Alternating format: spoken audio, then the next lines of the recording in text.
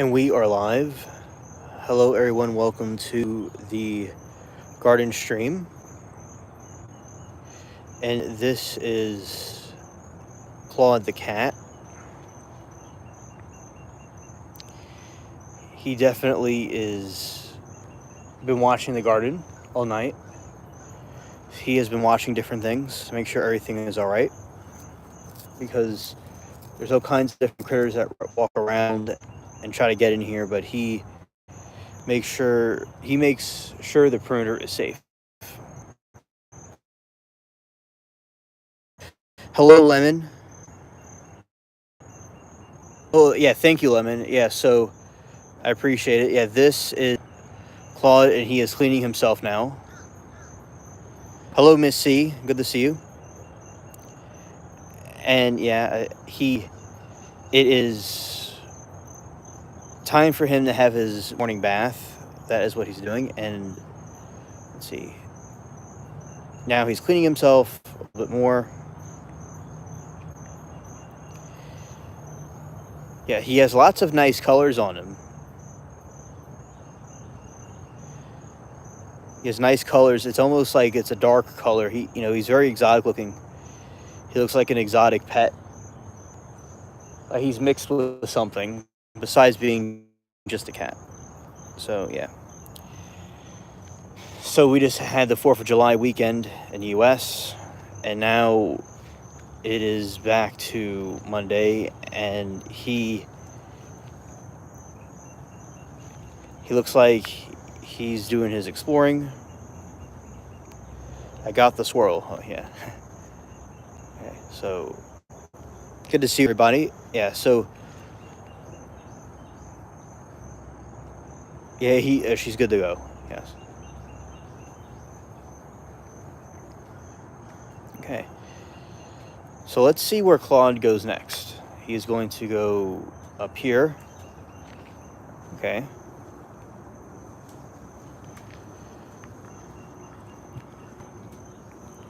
He likes being petted.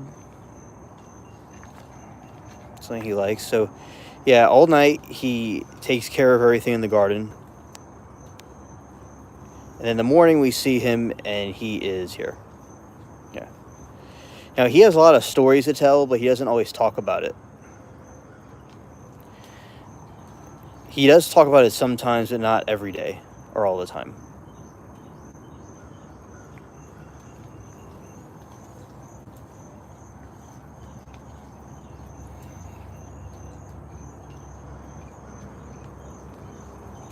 Yeah. So we have the space cat right here.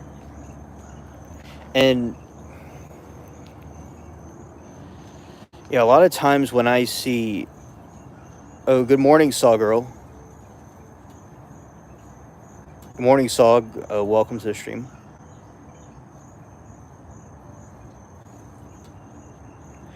Oh, Lemon said a big beetle came in and scared him. Scared. Okay. Well, I understand what that's like. Sometimes where I am, there are beetles. Not often, but I've seen pretty big beetles here that come from South America. And it can definitely be frightening, indeed. Sauce said good morning to Claude. Yeah, and yeah, everybody's glad to see Claude in chat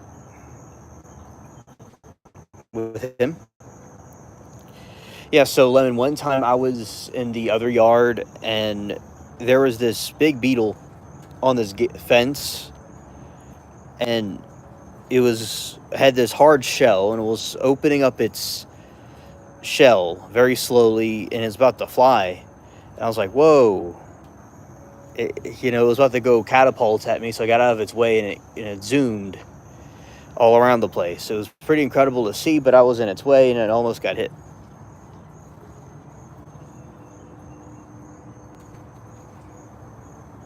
Oh, no, I think that the beetles are plotting, Lemon. The beetles are trying to get you. So you gotta just keep an eye open, because it looks like they're either spies or something, and the beetles are going to try to get you when you're not looking. So you got this, but the beetle spies aren't going to win. The beetle espionage. I'm scared. Yeah, because the beetles working for the underground syndicate, and they're trying to deceive you in what your plan is, because for the spaceship. So the beetles seem like malevolent spies that are trying to compromise the spaceship, but they are not going to. They're not going to get you, because you know how like Plankton tries to get the secret formula, and SpongeBob, the Plankton tries to get the secret formula, right? And that's what the beetles are trying to get, and they're not going to work. So, yeah. Now, they would not go against Claude. Trust me. Those beetles, Claude would definitely take care of them. But, yeah, I've seen some pretty big ones before, but not... Like, in the early 2020s, I saw some big ones, but not recently. Look like stuff from The Lion King. You know, or some one of those, you know, very foreign-looking beetles. Because when you have ports all over the place and people come through their ports over here, we get exotic things that come through the ports. You know, and insects and things can't travel via live through the internet yet. So for now, the beetles aren't going to be coming through the live stream. But that is how it happened. You know, they would... Sometimes exotic things came in here because of ports we had. Anyway, a beetle's outer wing-like shell covering the wings underneath are called Elthria. She said... Oh, no. Oh, wait. Oh, Elytron. Oh, okay. Okay. Yes. Exactly, Lemon. Good point. And... Yeah, Miss C, you are right. They have their own spaceship, but they're trying to hijack ours because our spaceship's the best. Yeah.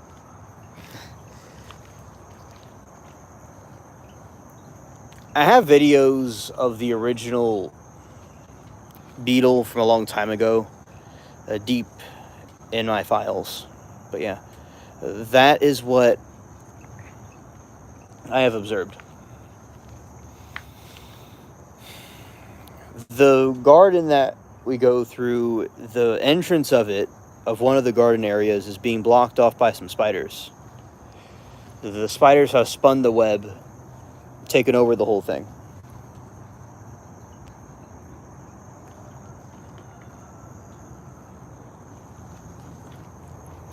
Okay, and he's going further in. Let's see. By the way, the beetle was right there, in that area, and then it was about to fly at me, so I got out the way.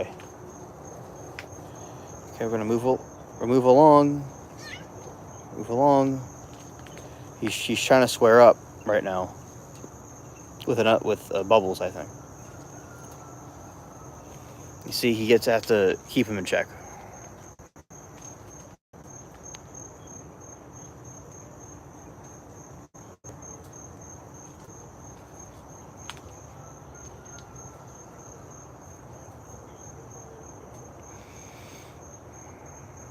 Yeah, because he was trying to get a little bit rowdy with another cat for a second, so I had to keep him over here.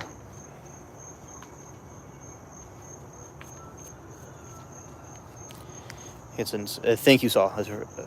And ahoy, Mark. Hope Gerald's doing good. And yeah, this is he is sitting in his. He gets his information and he gets briefed right here. So that's what he has to, when he gets his mission, and it's up to him if he chooses to accept it. This is his office right here. So we're seeing Claude in action.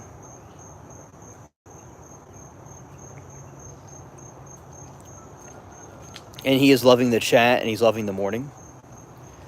So that's a plus. But yeah, this is his office, and that is where he goes to lounge, right there. Yeah, and this is further in.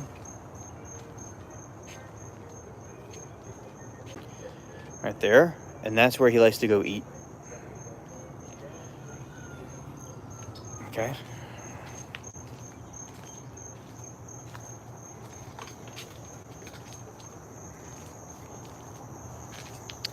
What did the black cat say to the other black cat?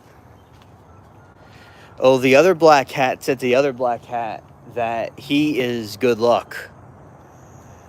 Because 2 black cats cancel it out. That's why.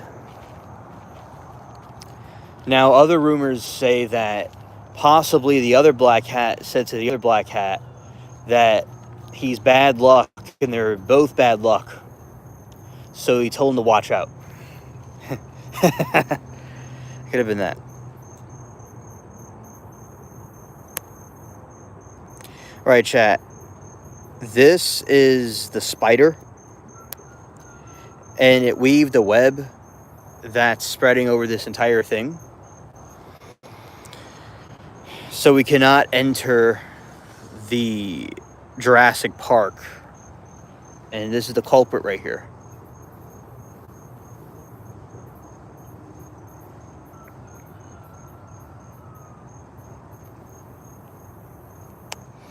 I'm scared. Scared. Yeah, so that is the villain. Oh, okay, a toy beetle. Okay. That's an interesting name for a beetle. Which I'm not familiar with every single variation of them. Okay. So that is the story of the beetle. These are the okra plants.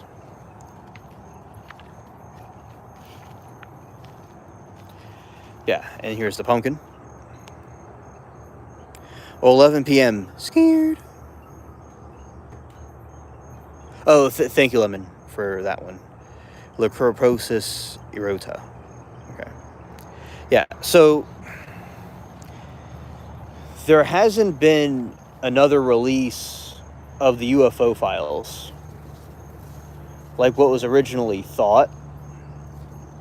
Because I was told from my sources that we would get some more UFO files, but we have not gotten them yet. So I am still awaiting to see how that is going to go.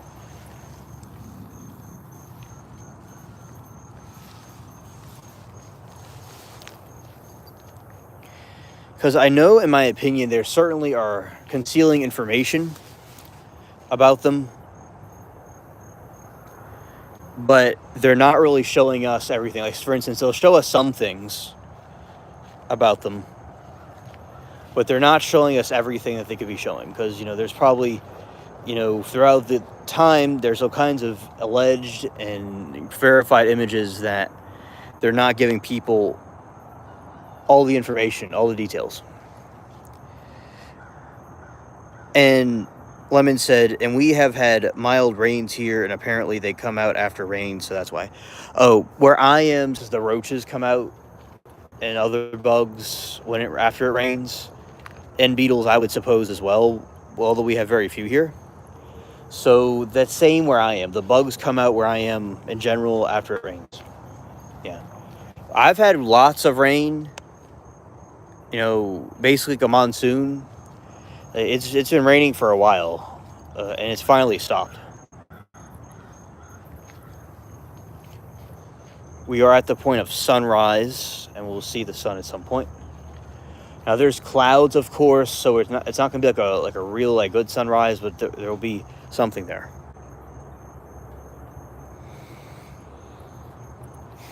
Okay, and let's do this.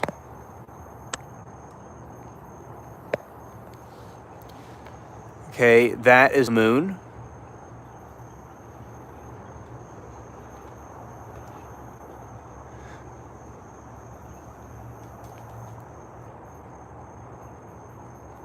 Right there. Moon is drifting over towards the west. But that is what we have of the moon. Looks like a piece of, looks like a shell that's just floating in the blue.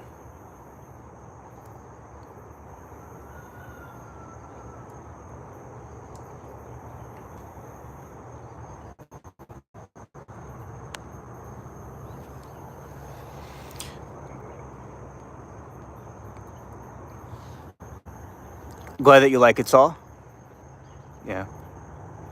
Yeah, it's a shell that is floating.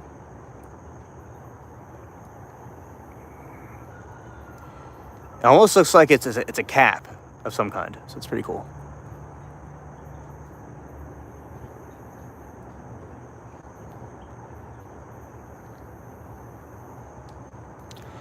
Yeah, that's where the moon got to. Yep. The moon's been busy. Yeah, very true.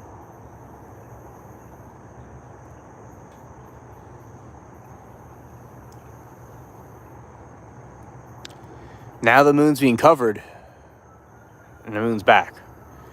For a minute there, the moon was covered by all the clouds, but now the moon is back. It's pretty cool.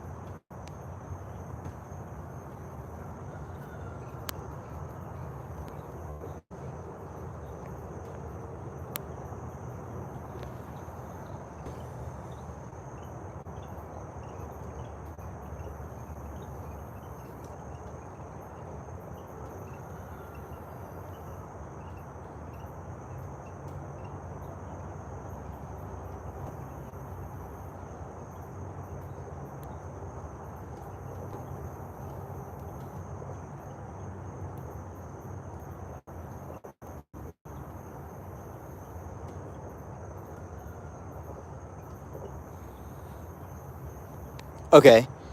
It is a waning right now.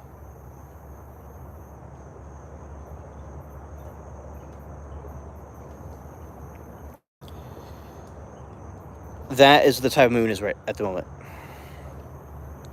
Levin said we had... you're welcome, Saw.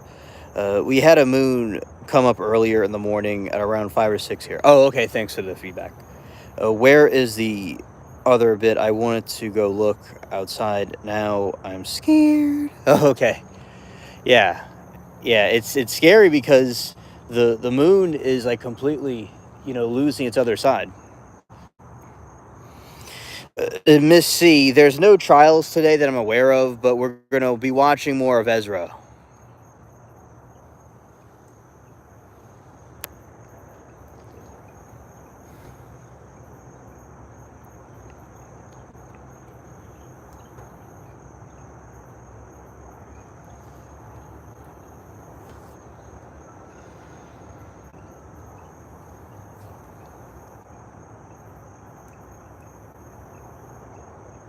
Yeah, it's like, where's the other side? It's just like cut in half. It's very spooky. I'm scared. Scared. Yeah. So yeah, I would wonder where the other side is at.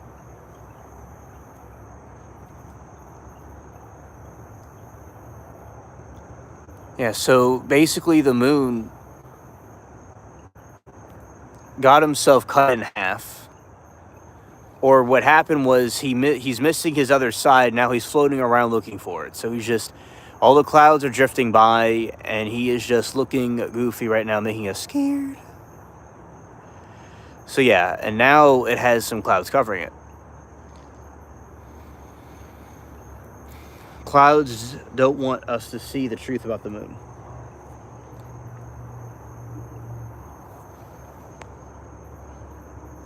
We should go halves in the moon. That's fair, I think. Yes, I agree. When you roll the dice over the moon, roll the dice about the moon to see a way to find its other side, because the other side of it's completely missing. You know, we'll find it somewhere, the rest of the moon.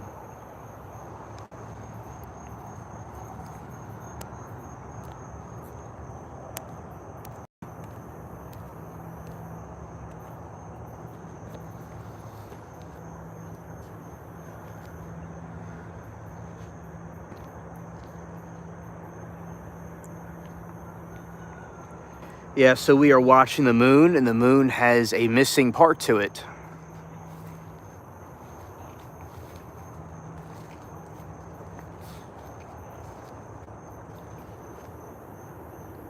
And it is something that we'll eventually figure out. But for now, we're looking at this waning phenomena right here.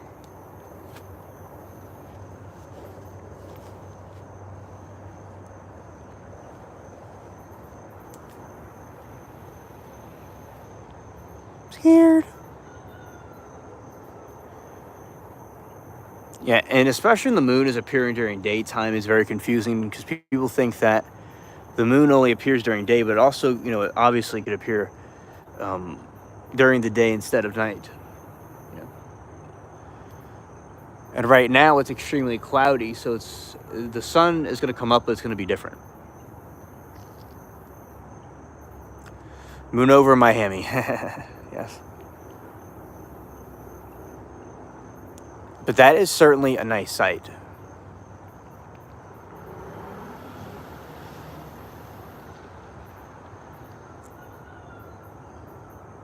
I like the clouds drifting by. They're minding their own business and letting the moon do its own thing.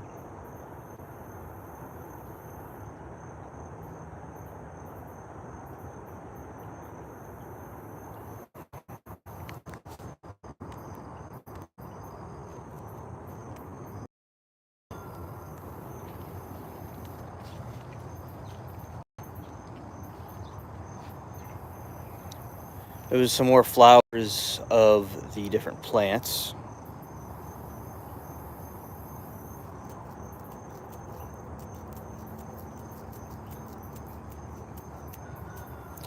Mark said, just look outside. Only stars, not fairs. Sharing is carrying a bit sad. Yeah.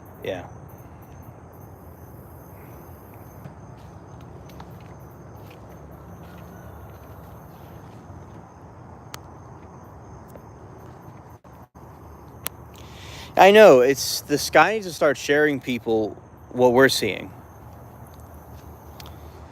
And we're getting some color in the clouds now as the sun's approaching.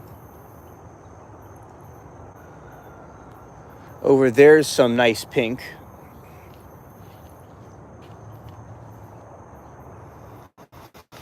I don't know how well y'all could even see that, but there's pink clouds back there.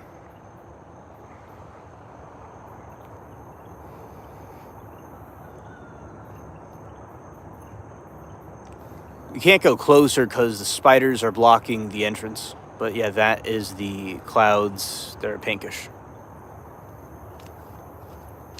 That's a seagull.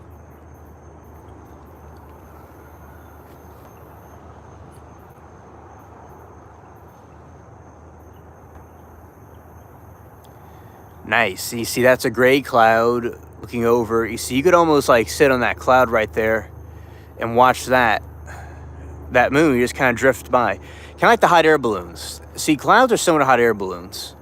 That concept. And oh, you see the pink clouds. That's good. Yeah, and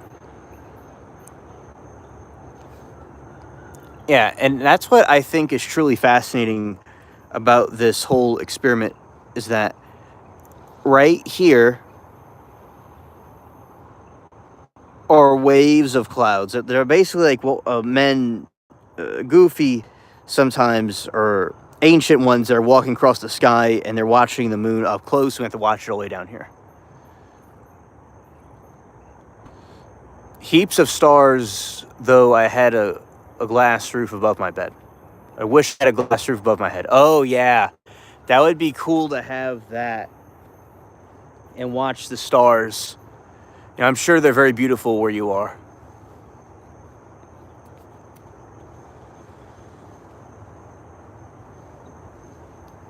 You know, they truly can be enchanting at night like that. So, okay, and there's another little area where people could, or little aliens or whatever, could sit on the cloud, or maybe that is a UFO itself. You never really know. And that is the moon itself with vapor around it.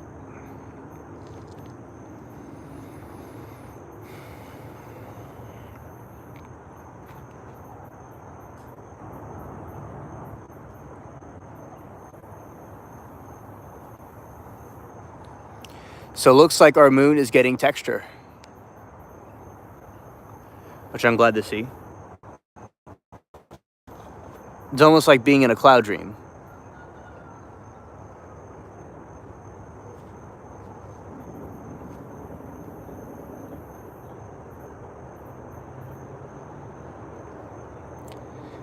That is very cool right there. And the sun is not shining on that just yet.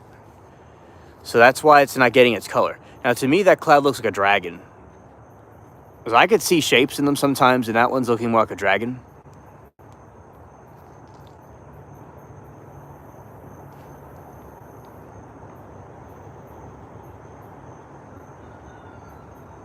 Now it's floating away, and the moon is back.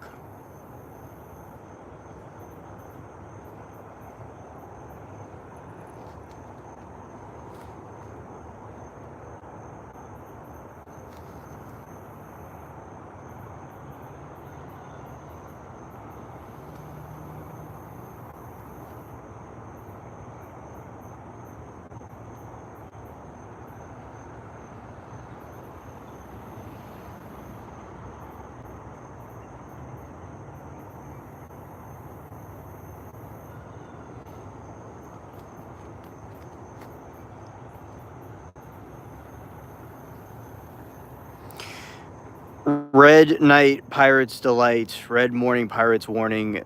Get the cannon ready. Arr, yes. Definitely get the cannon. As the different pirate ships are in the sky over there, we have to get all the red cannons ready to defend the moon. That seems basically what needs to be done. Because the galactic spiders seem to want to go and cause problems to our moon, so we're going to have to defend it. As the morning sun rises.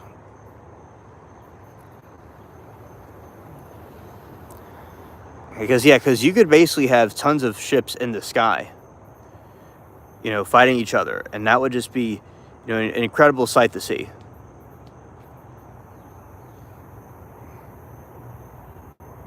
So we have that there. And there's some more pink clouds that way. Yeah, that looks like a whole forest of clouds, you know, a fortress. And that's why they call the UFOs flying fortresses. Because, like, imagine like that, but it's like a spaceship, similar to the Star Wars.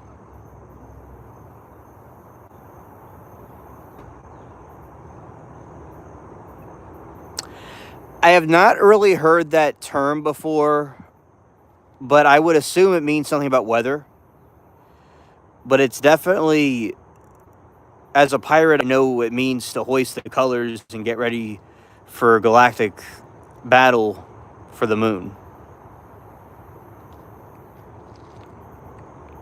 Yeah, see, when the sun touches the clouds, they turn different colors.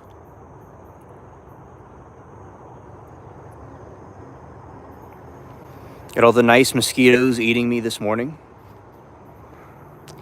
Sure, I'm delicious to them.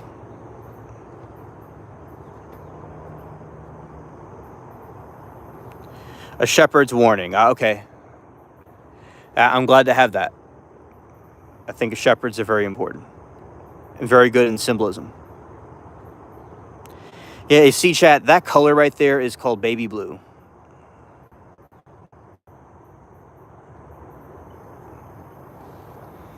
So we have the baby blue color.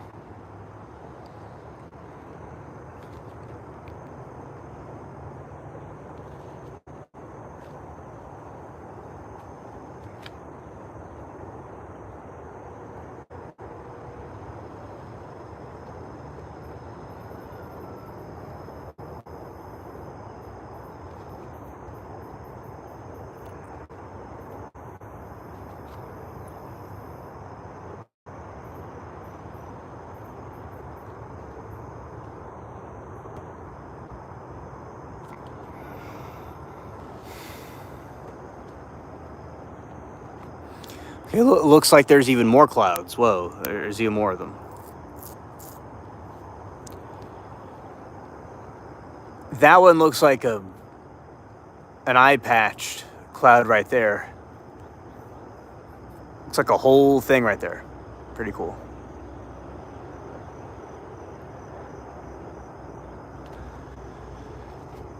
Okay, over there. So yeah, this is a very interesting spot of nature right here. And yeah, a lot of times people have taken videos like this and they will see UFOs in the sky.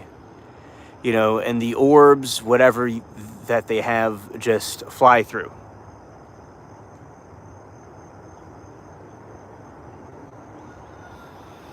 And sometimes UFOs will be little white round things.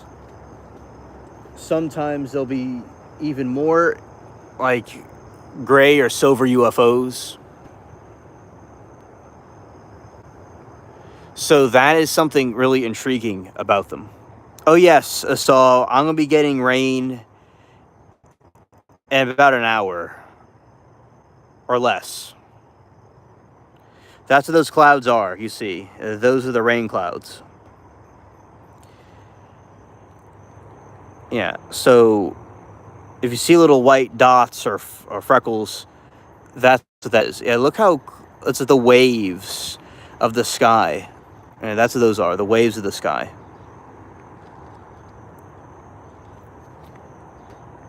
Slamming against the moon, but it makes no sound.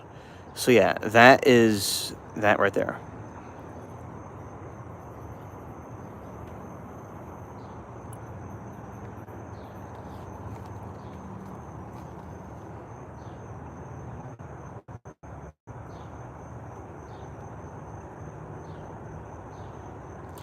Yeah, the clouds are very full.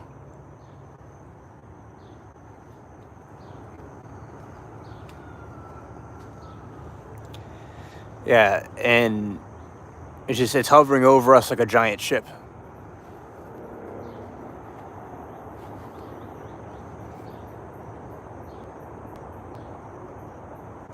That's where the sun's gonna be coming from.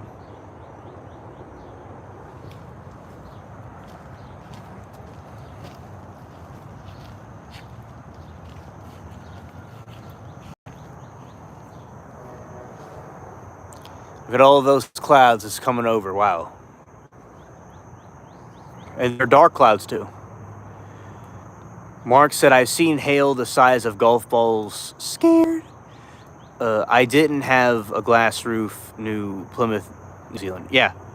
You see, if you had a glass roof, I was just thinking about hail, and you had hail, you're going to get some golf balls inside your room.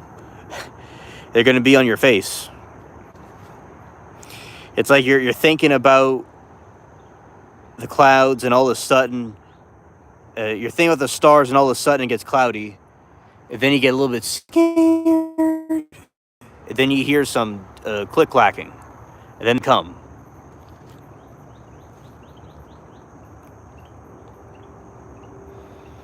Chat, this is painting type material right here. Truly incredible.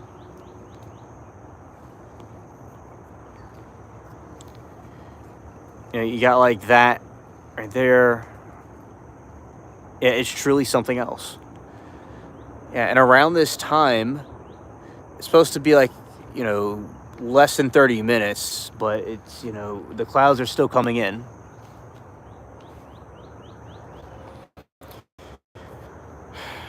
Lemon says, 11 to 12 tornadoes each year here in the Philippines, most out of every East Asian country. I didn't know y'all get tornadoes. I don't imagine I would assume y'all get tornadoes just logically, but I never heard of that, nor it's hard to picture that y'all get tornadoes. But thanks for letting me know. I mean, we get them here extreme where I am very, very, very rarely.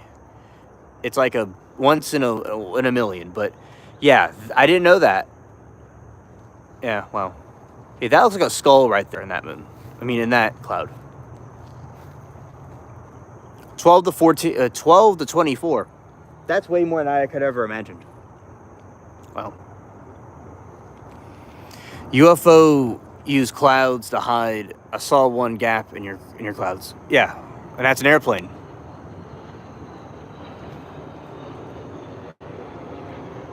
Those are more pink clouds back there.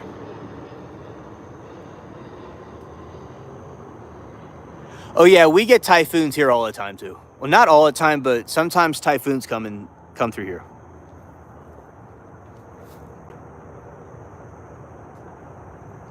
Oh yeah, there's UFOs in those clouds, and they use them to disguise themselves.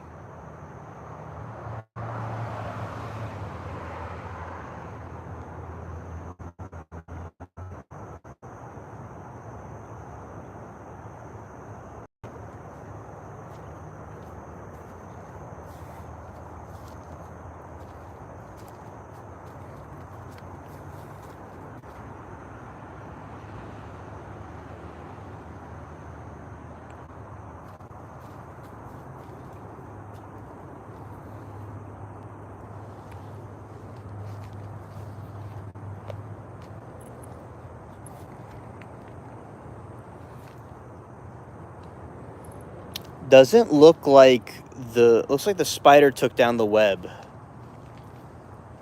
Okay, we can walk through here now. It's good. Now I could show y'all some pink stuff.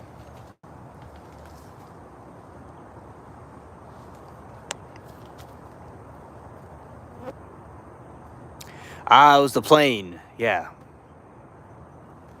Hey chat, as the sun rises, those are some very bright pink clouds. Bright pink clouds captivate the Jurassic Park and its quietness.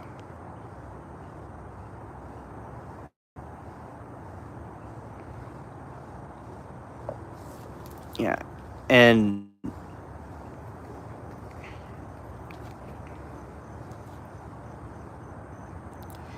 yeah, this is just a very peaceful scene right here.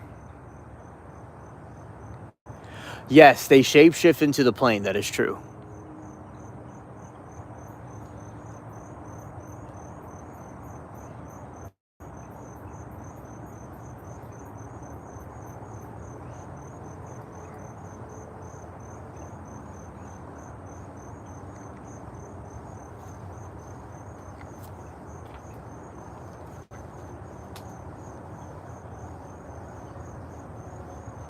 It almost looks like a stain. A pink stain. So yeah, that is cool because it's rising up. Like it's already up, but before it hits this area, it hit that one first. So it's nice to see the contrast of different clouds in these situations.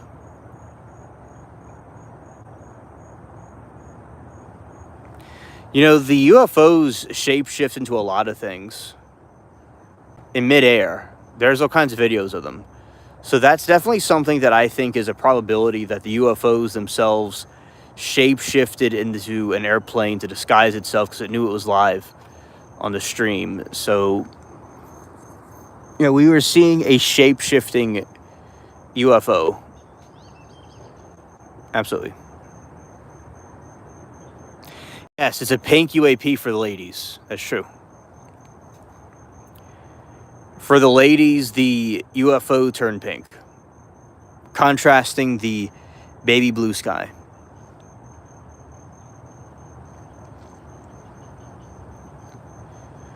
Well, I'm hearing a bird that thinks he's funny. He's cackling. I hear him in the background.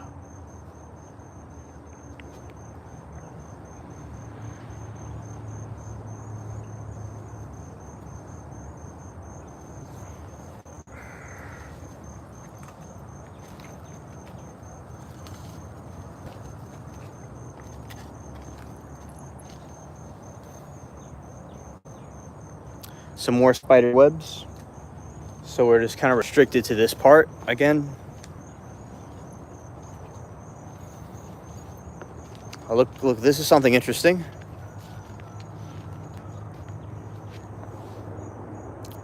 You see those clouds up there being hit with the sun? That's why that light is there.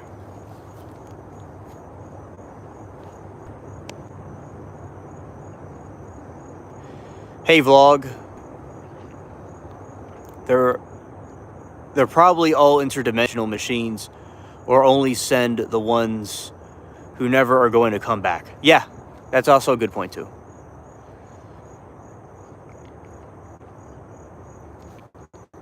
Yeah, because the key point about their machinery is they have all kinds of ways that we don't have, and their reasons are not our reasons.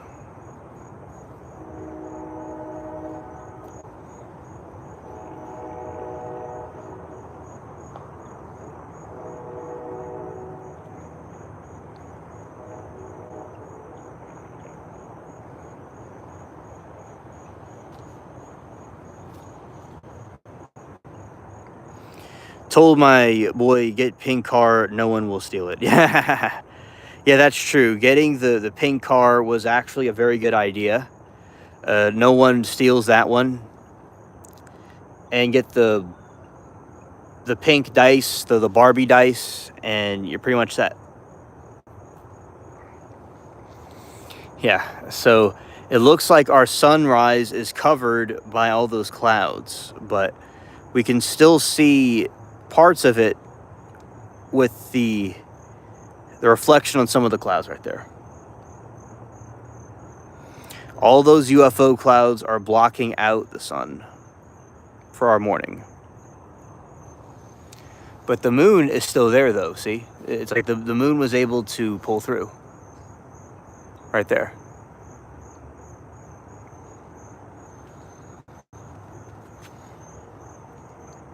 You know, the interdimensional beings, they move around through their portals. You know, it certainly is like a window to another world. And that's exactly what they see, like how they would see us. You know, one of the reasons I say it's called War of the Worlds, because it's one world coming to another world.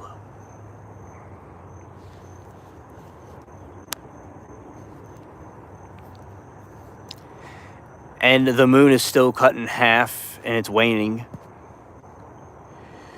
And when you have these interdimensional beings, a lot of people described it because they would see the UFO, then would disappear. So this is why it was clear that there is more other realms besides ours, and different scientists had different theories about it. So that is one of the reasons for that. But yeah, we have the sun coming up at the same time as the moon.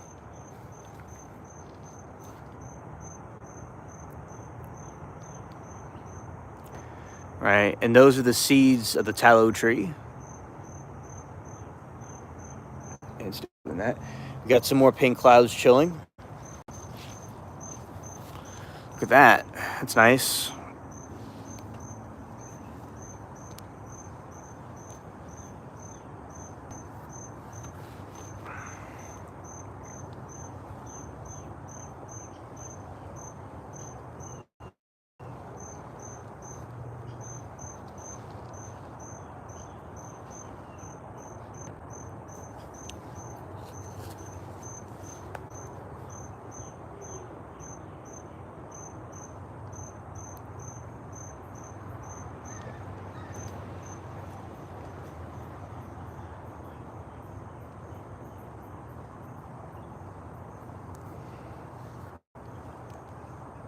Okay, I'm going to fix the camera.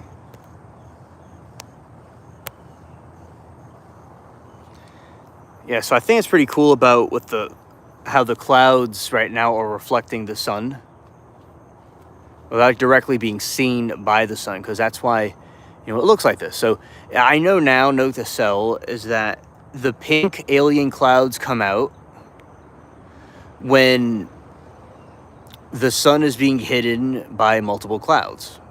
It's a way to shine brightly for all the ladies. That's what it's doing.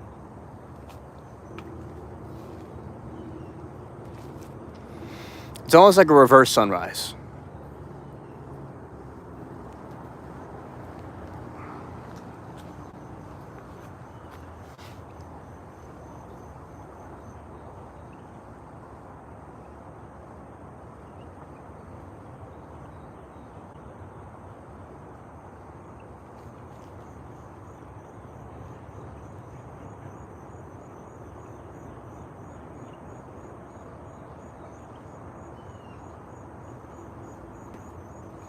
It's 121 Celsius during the day and a freezing negative 183 Celsius at night.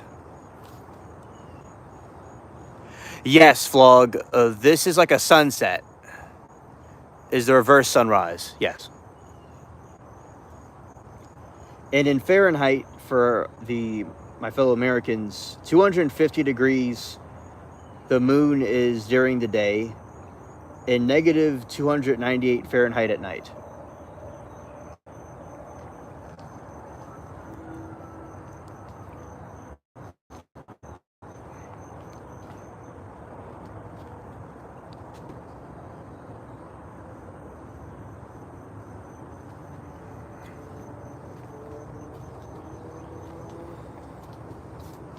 Okay, so yeah, that is like watching a sunset.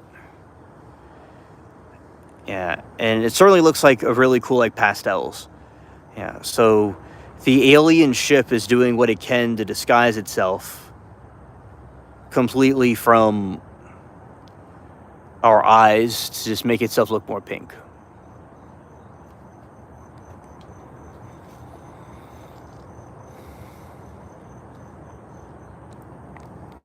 And all that's green. So yeah, this is very cool. Yeah, so if we were watching like a sunset stream, it would look something like this.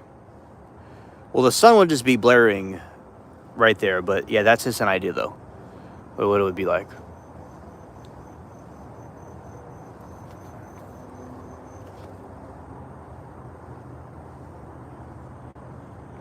Oh yeah, because there are different alien bases on the moon, in my opinion, although that's a lot of, speculation. But yeah, there's glass domes on the moon.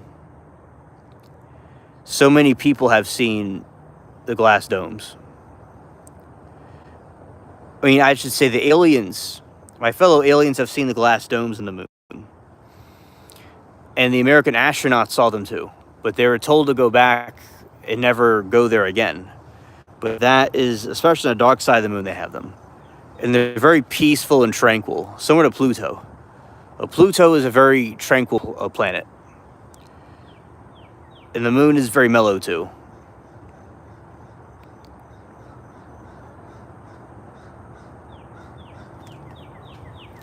There's the mockingbird. I hear him.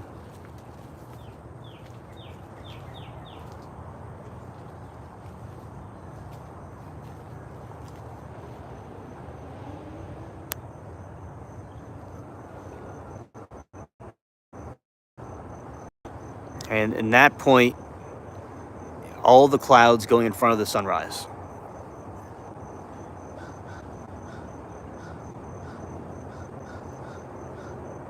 Up sleek, 15 stories high in the moon. Wow, yep. Yeah, that is very cool.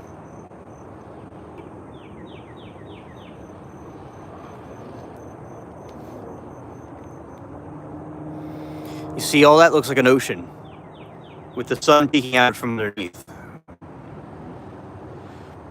Look at the cloud waves.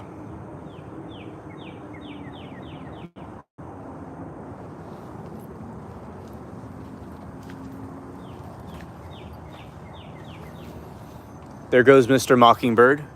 Okay, now the clouds are gray.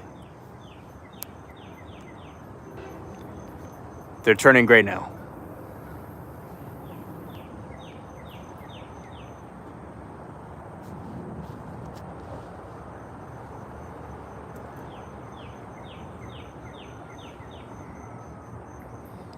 They are graying out now. That one's still a little bit pinkish right there, though.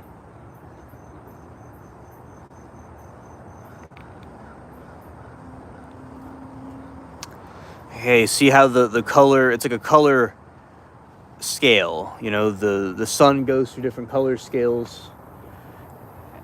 Like in the speed of light. You could just change anything.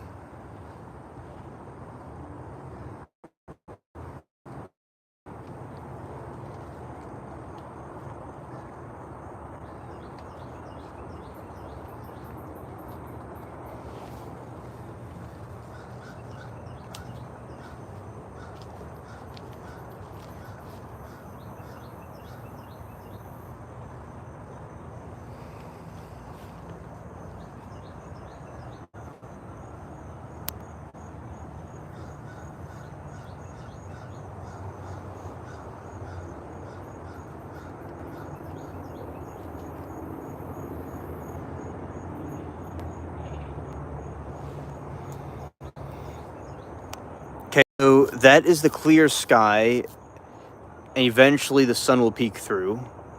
So the alien clouds cannot hide it for long.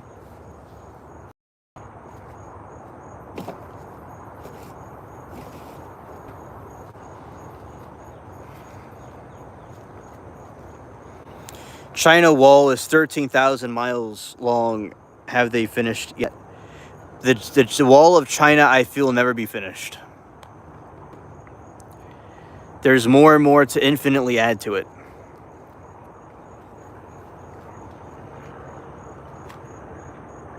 See, that's a head popping up. A bunch of other clusters, too.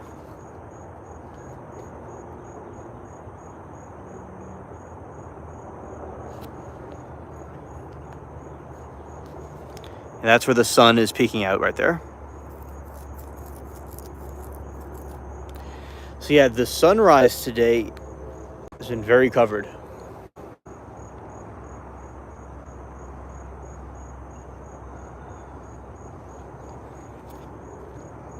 Well, that's a heavenly glow right there. Scared.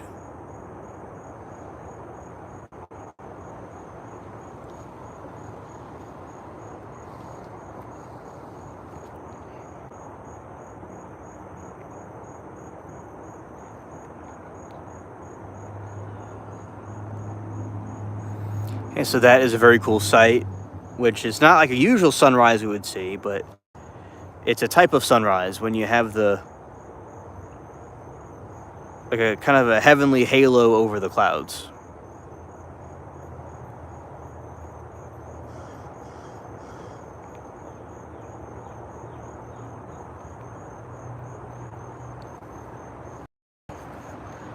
Yes, mushroom cloud.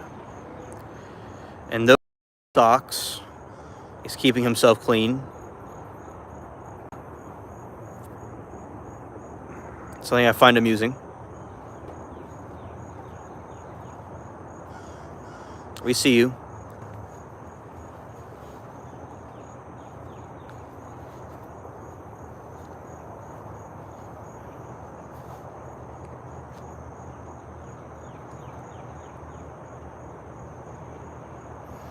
Chemtrails usually come around this time. If they're off. Yes, so there's a chemtrail crisis that happens when sometimes we will see the chemtrails come across the sky and try to bring poison everywhere.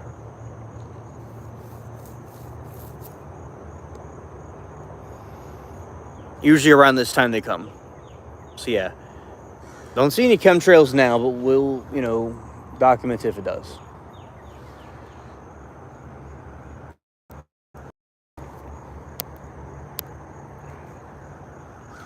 That looks like chicken right there.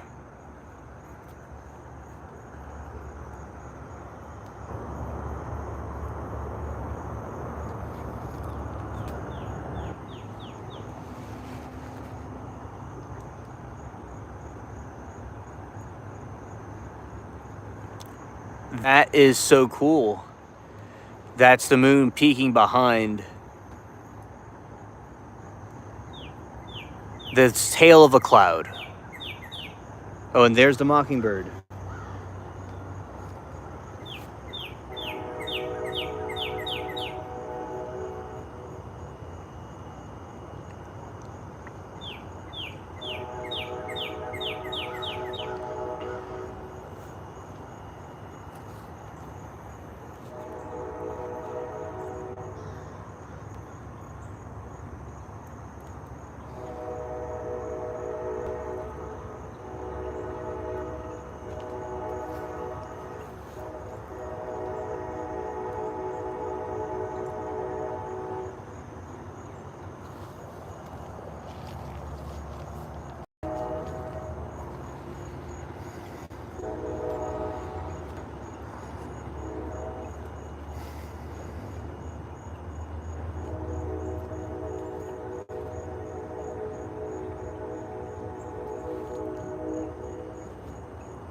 See, this is another example of what I'm talking about. These space clouds from these UFO clouds, they're able to, yeah, the morning train. Yeah, someone on the train tracks. Yeah, that's why they're blowing the horn. Yes, exactly. Scared. Okay, so that is the, like a, as I said, like a painting with dark gray and white, and it's just and like black. So you see, yeah, and so that's just like the perfect contrast. You have the light clouds, and you have like the light sky and the dark sky. Right, so those are those clouds disguising themselves as the morning sun comes up.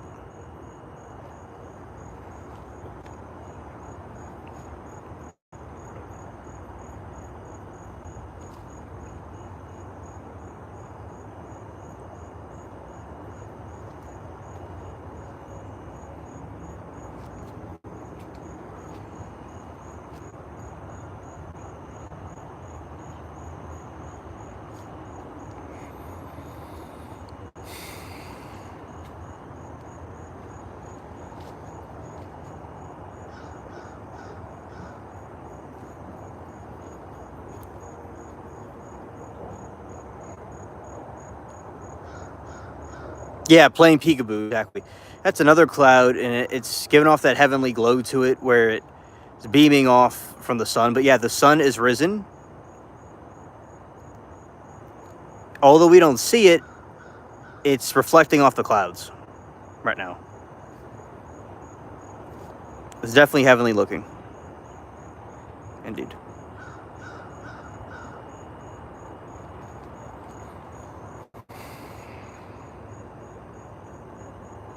Aha, look at that. Look at that, chat. There it is. That's the sunrise. Oh, nice, Mark. Hey, chat, here's the sunrise. Even though it's cloudy, there's the sun right there.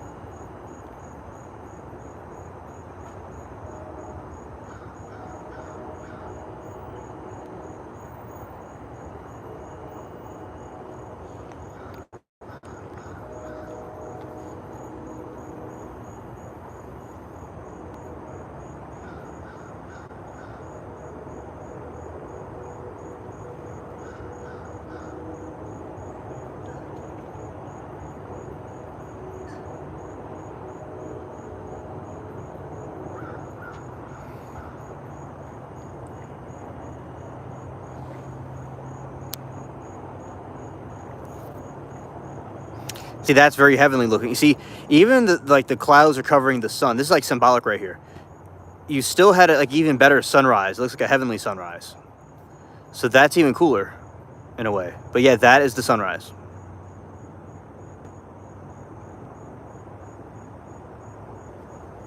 Yes, absolutely.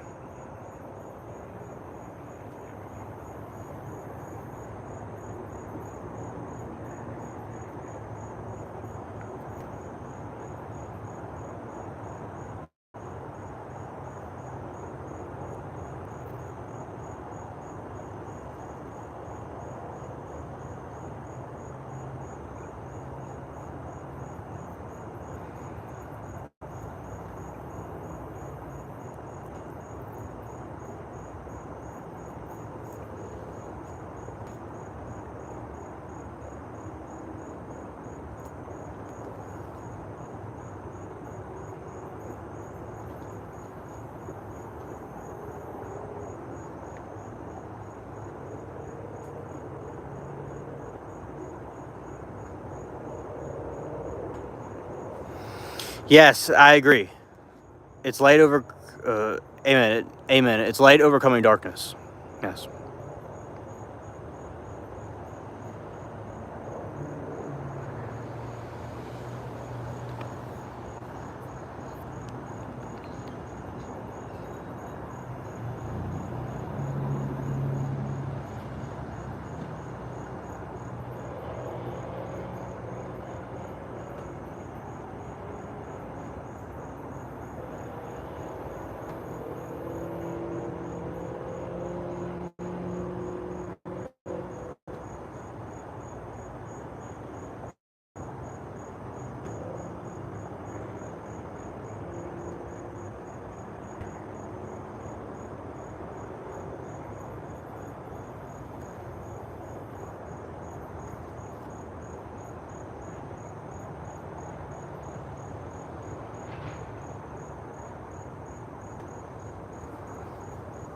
Looks kind of like a heart cloud right there.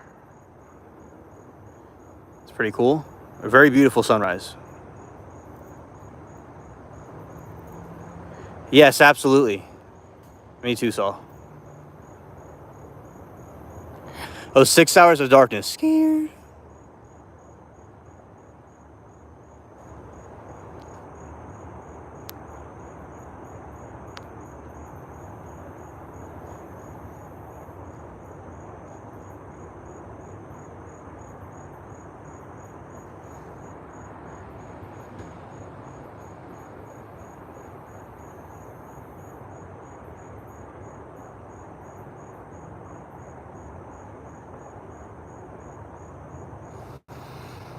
Yeah, 45 minutes left. Okay.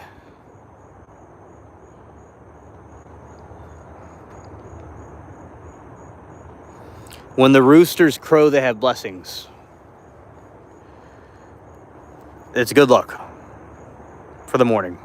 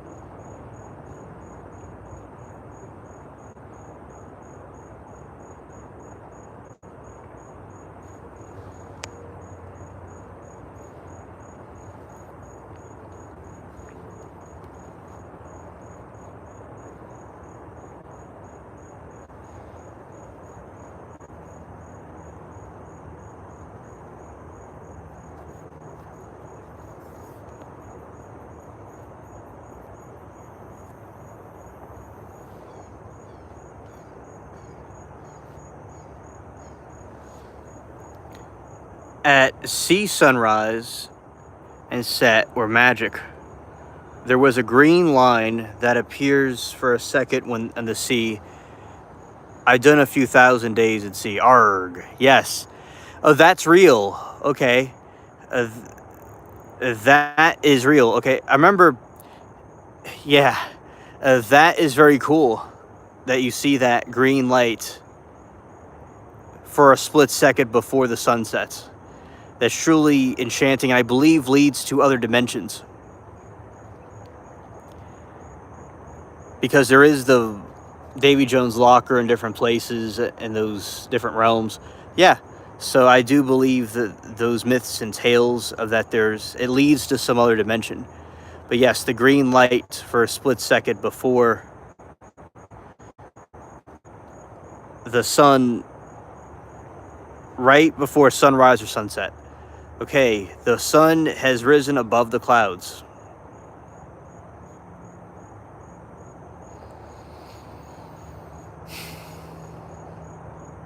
Very nice sight.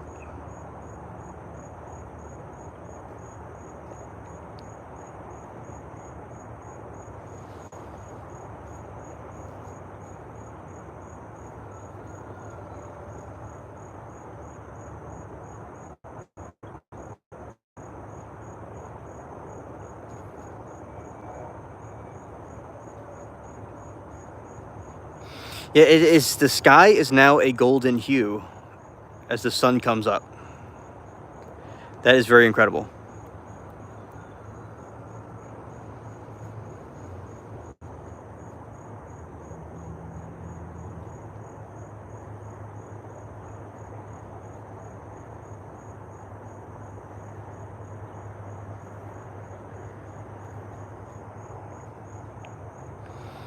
Yeah, it certainly looks like the high seas.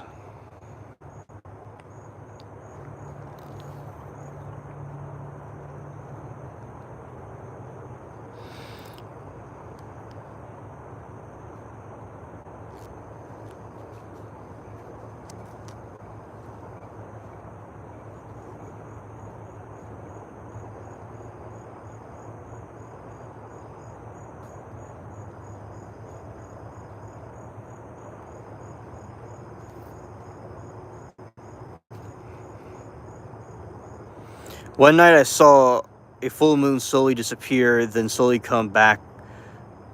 Is that an eclipse? Yeah, you see, that is a type of eclipse. Absolutely. During my nighttime walks, I've seen eclipses when the moon vanishes and comes back. It usually comes back in a red form.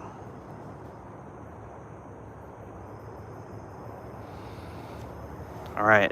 And those are the clouds orbiting the sun like a flower.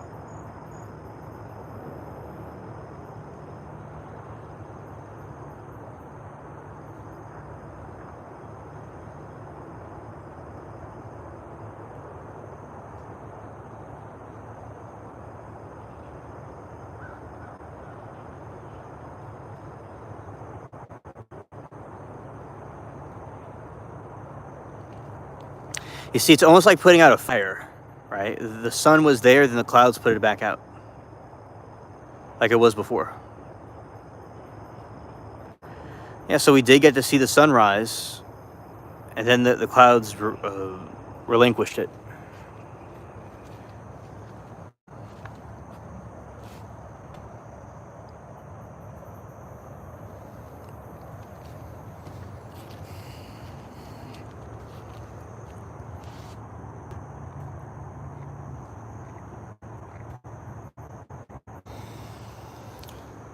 All the wonders in the world, we see a gray clouds with a nice Waning moon, hovering on top. Over the waves of clouds.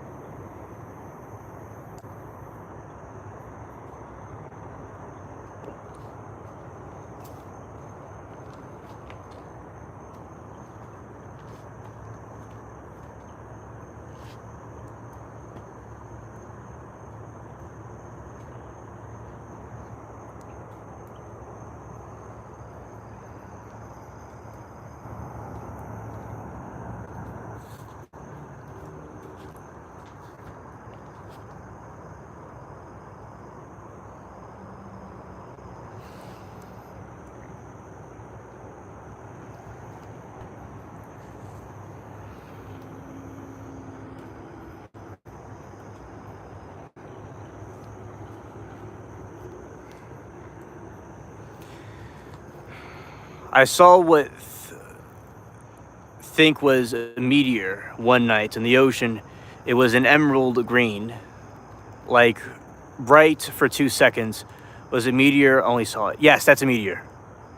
I've seen them out here before. You know, I was out here one night.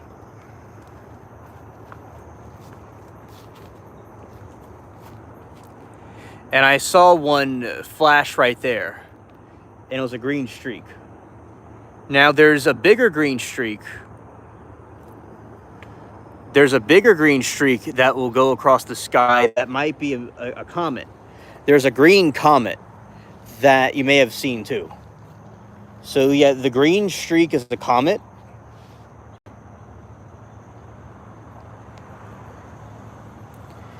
And the other streaks are the smaller ones are or meteors.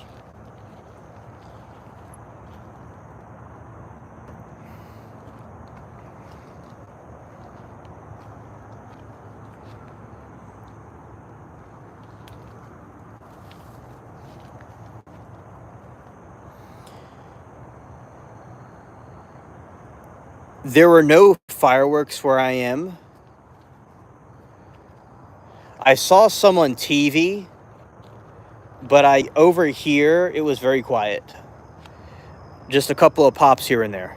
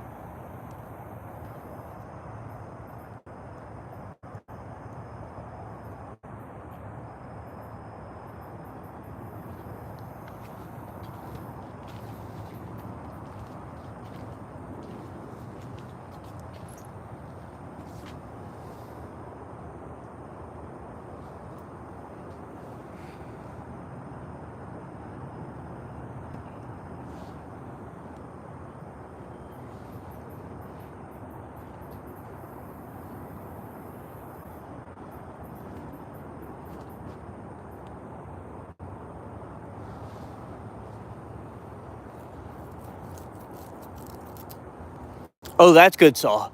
They had very good displays. I saw those as well. They had very good displays, and you know, they had some pretty cool tricks and stuff that were done with the fireworks. They had some animations in some places, in some like holographic type things, which I thought were pretty cool.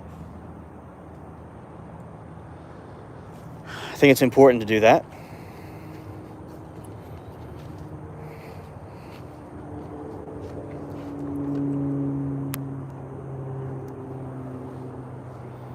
And there's the sun has returned.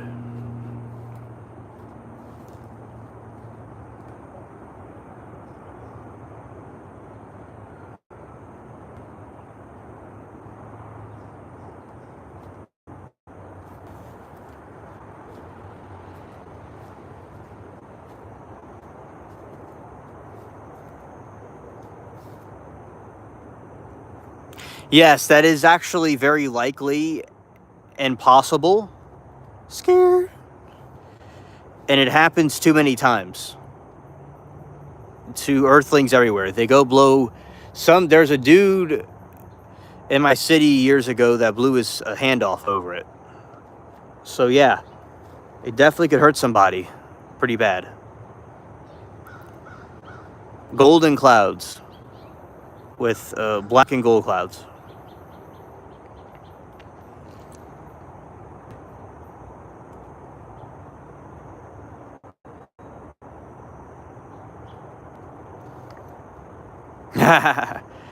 Yeah, I know it's shocking. Indeed. But yes, surprisingly, people can get hurt by those things. And there really was a dude that got his hand blown off over it. Yeah, it's... there's also the Roman candle thing's wild because, like, it goes down your arm, but you're waving it up in the air while fireworks come out of it. That sounded pretty crazy to me. So yeah, some firecracker stories can be pretty wild. And fireworks stories.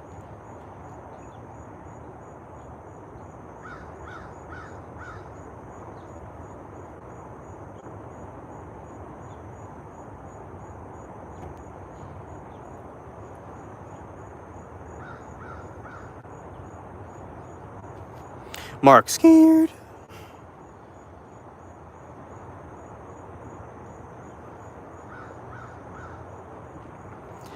Okay, so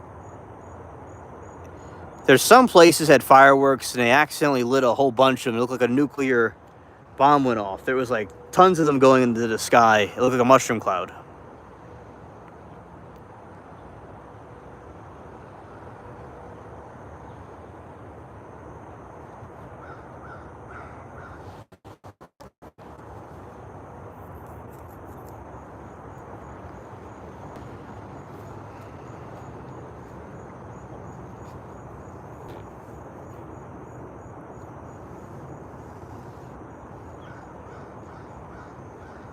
Okay, and all right, so understood.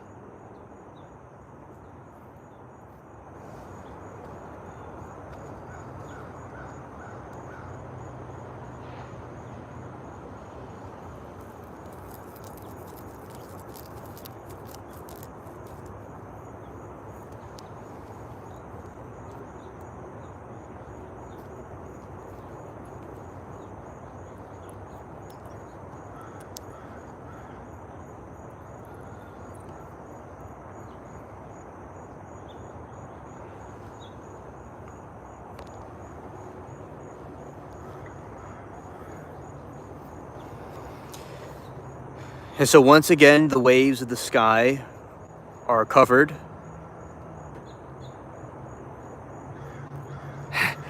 Cloud would get me banned for nudity. Yeah, that definitely does seem like it. It definitely will. Because it is certainly violating the YouTube guidelines the way it is going across the sky like that. Definitely agree.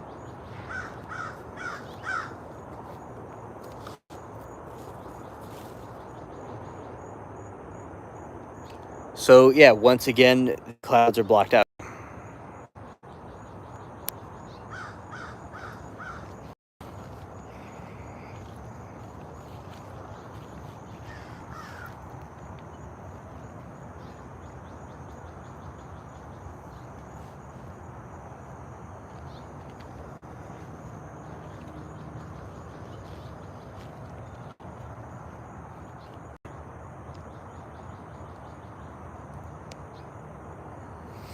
Yes, yeah, you notice I have lightning speed.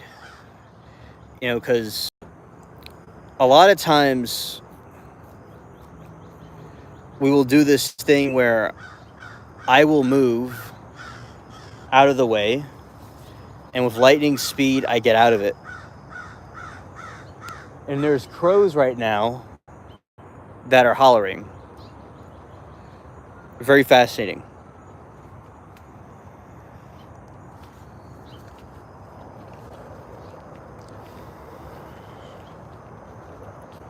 The crows are almost rude. I mean, I like the crows, but the way they crow, it sounds arrogant. Let's find these crows.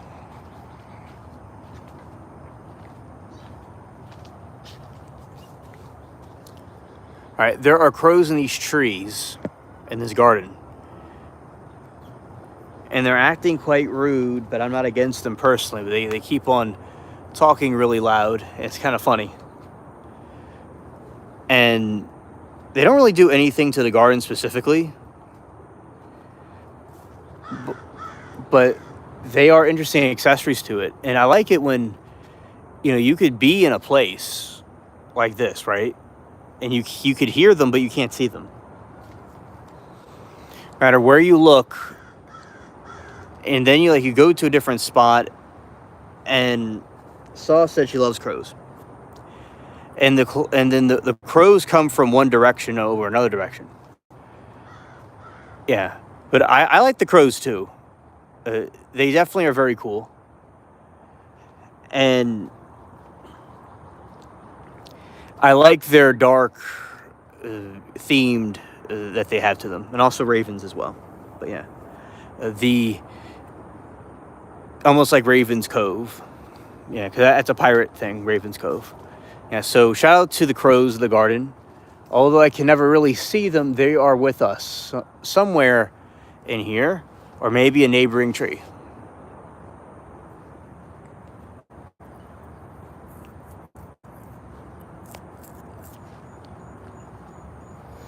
Yeah, turf wars. Yeah, a lot of times with crows, they will do summaries on us humans and us aliens, because I'm an alien.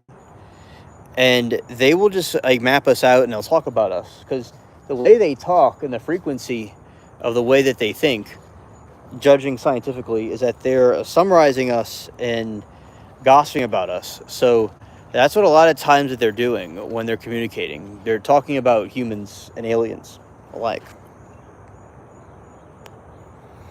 Crow 2 is beating Crow 1. That's what's happening.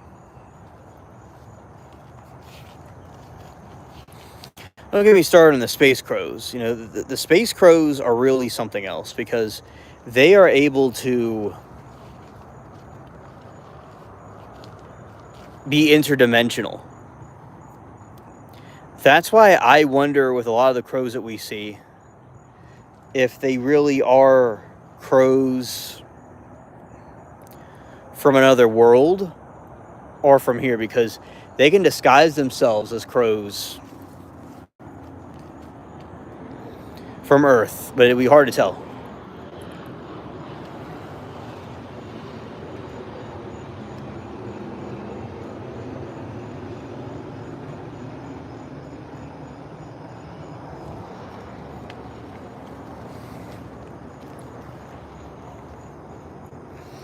It's illegal to own crows intelligent as a 7-year-old child. I don't know.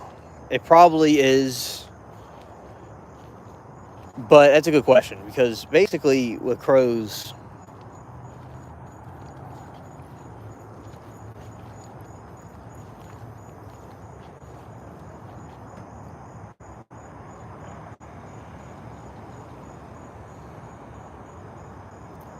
they are very independent, and they certainly can be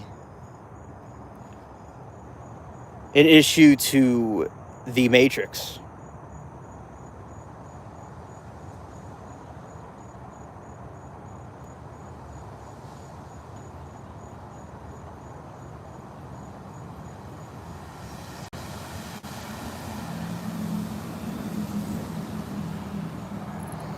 All right, here is the whole rule. In the U.S., it's illegal to keep native crows as pets without federal permission. They are heavily protected under Migratory Bird Treaty Act of 1918. Makes it federal crime to capture, harm, or keep them. It's illegal to keep a species like the American crow as a pet, even if found injured.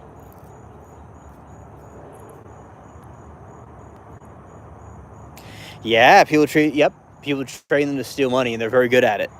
And they're also good with the technology, too. You can only temporarily house and care for an orphaned or injured crow if you are a licensed wildlife or rehabilitator. It generally requires 100 hours of documented experiments.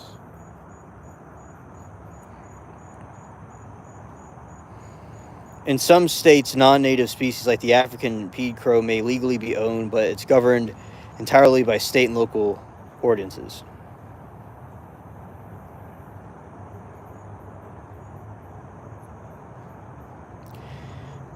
Befriending crows, because keeping them captive is highly restricted, a popular alternative to befriending local and wild crows by leaving them suitable for fresh yard friendship instead.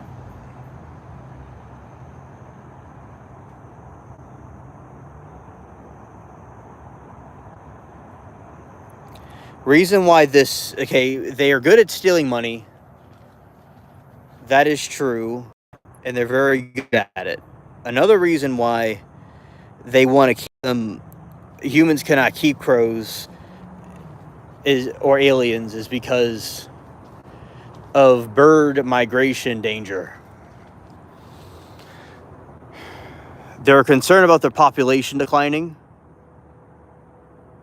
so they made it illegal to own them. And they're good at stealing money. So that is why people cannot own crows. I mean, I've seen in movies, crows in movies. I don't know how they got around that, but what they did.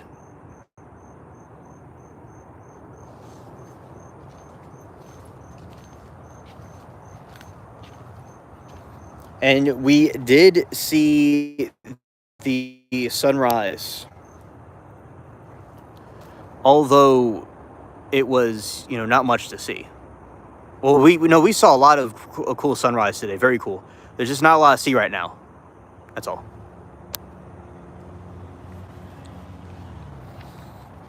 Yeah, and the crows know we're talking about them. That's why they're being quiet right now.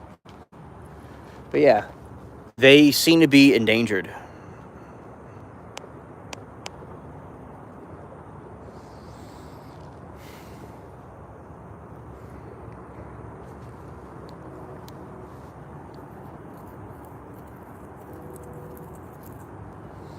This is a close-up of the seeds of the tree.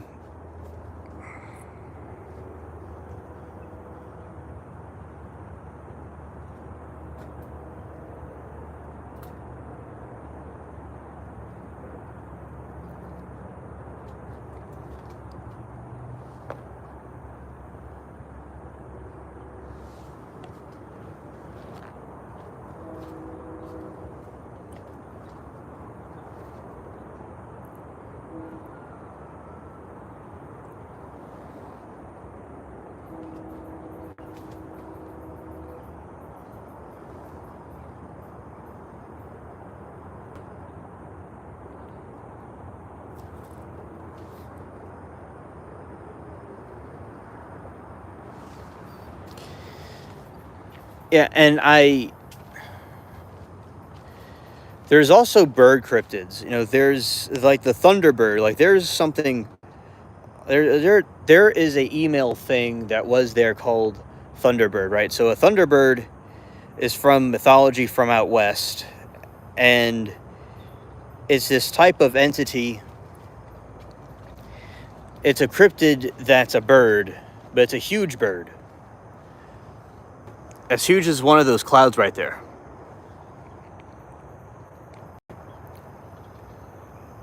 And the thing about those types of cryptids is that people are not exactly sure. Exactly, Mark. Facts.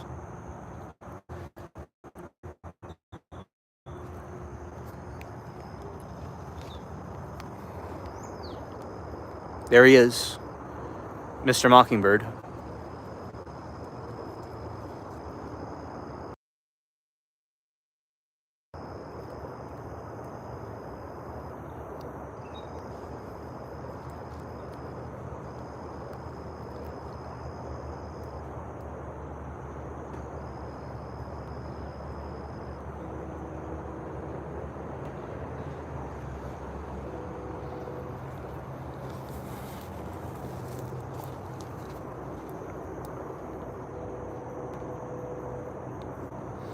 Let's see if he sings.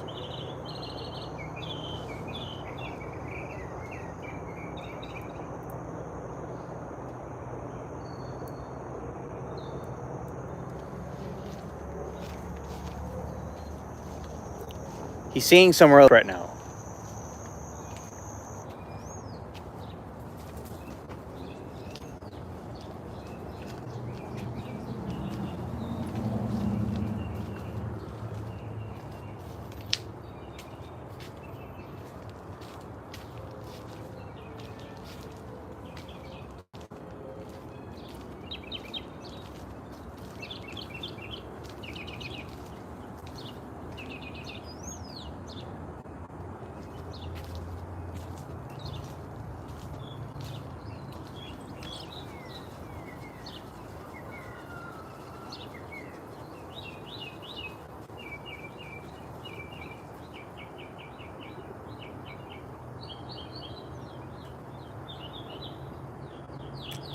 Yeah, he is singing.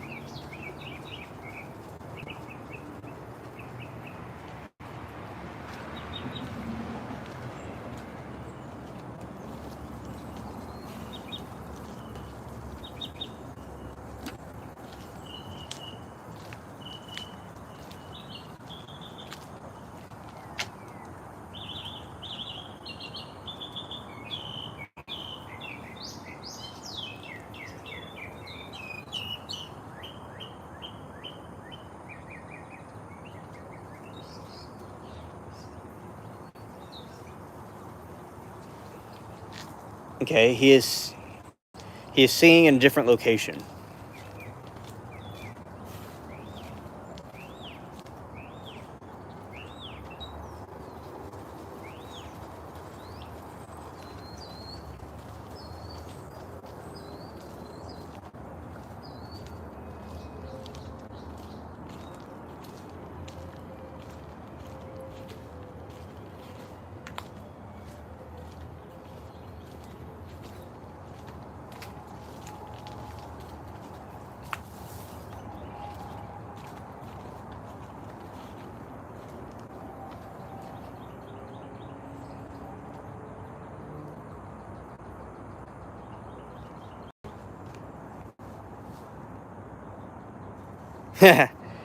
That is funny. Mark says, Crow said, who gave you permission to be happy?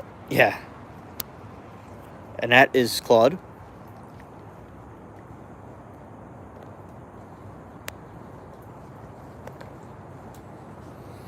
So we heard the mockingbird for a few minutes.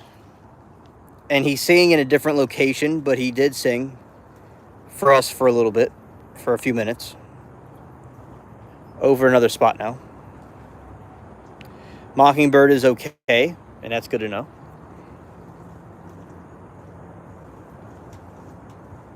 Yeah, catnap. Here are some clouds.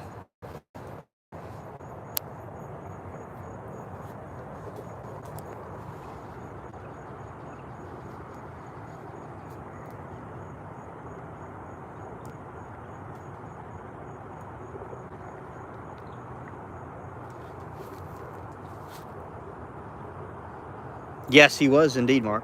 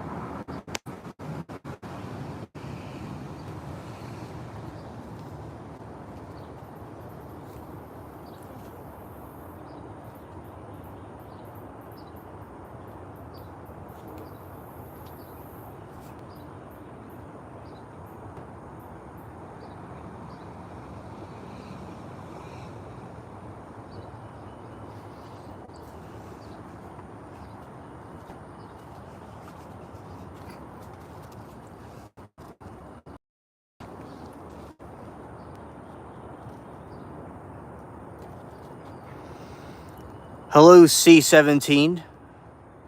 I have seen UFOs before, but I've not seen like aliens in person.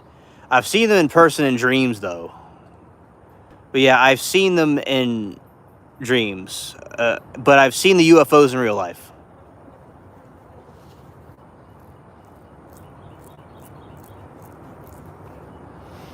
Oh yeah, that's kind of like it's like messed up but funny about the magpies. Yeah.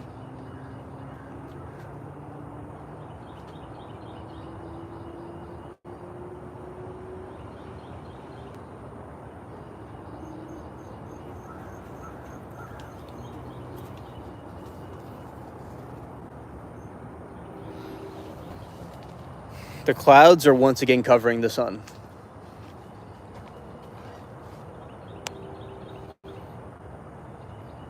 Have you seen them C-17?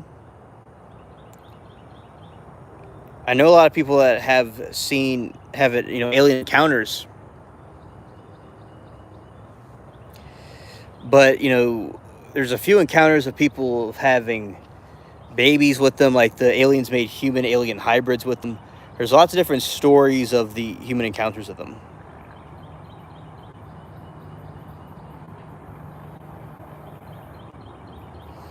You saw one around Koof 19, yeah.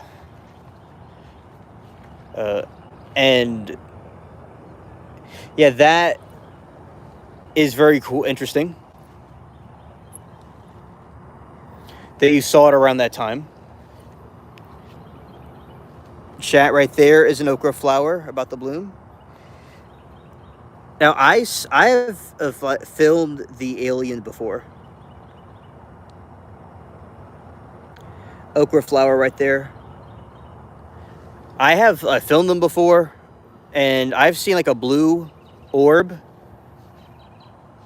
And when I'm over there, I've seen one blink at me at night, and I've seen a UFO over these trees. So I've seen the UFOs before. But yeah, they'll come in various colors, and some of my friends document their experiences with them because they see them often. Now, it was like a silver orb around an aerospace place. Oh, okay. Yeah, they definitely like to hover around those places. I know exactly what you're talking about. I've done videos about those before.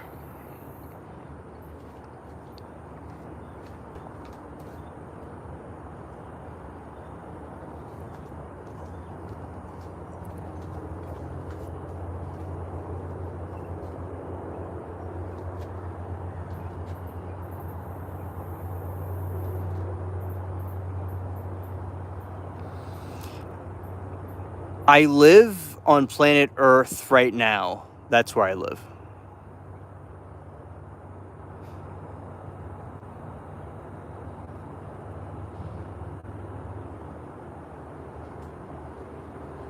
Okay, so yeah, and I said the silver orbs are very common to see.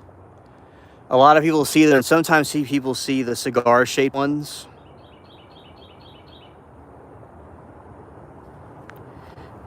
In various different places.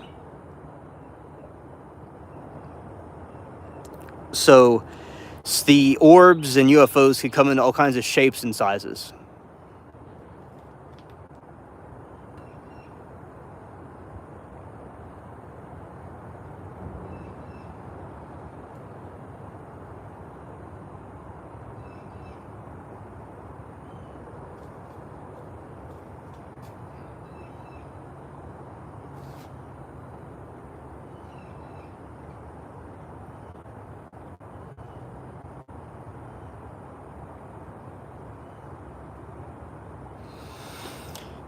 That is actually correct. It is a baby one.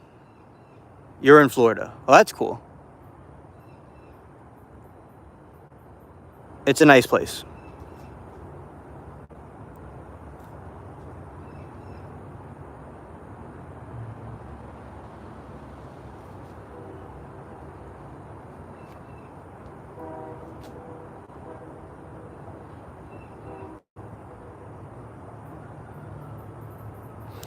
That's very dreamy looking, how the moon just kind of I mean, the sun, not the moon, the sun kind of does a glance like that when things pass by it. It's pretty cool. Okay. Let's go this way.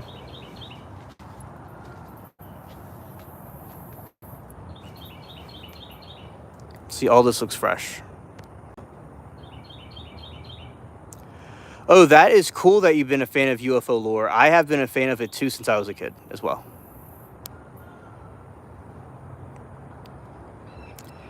You know, because there's stories that aliens came here and had humans created to mine gold and stuff like that. And there's theories about the aliens or angels, and they're the ones that create the Nephilims from like the biblical conversations. And some think they could have been former gods of other religions, and we call them aliens now. Yeah, so there's many different conspiracy theories about them, especially of the fact that they could be aliens from another planet or something from another dimension. Oh yeah, people used to tease my friend that used to talk about it a lot. Yeah, but look at it now. The Congress is talking about it. And it's all really cool that they all said that we were fools, but now it's being taken more seriously.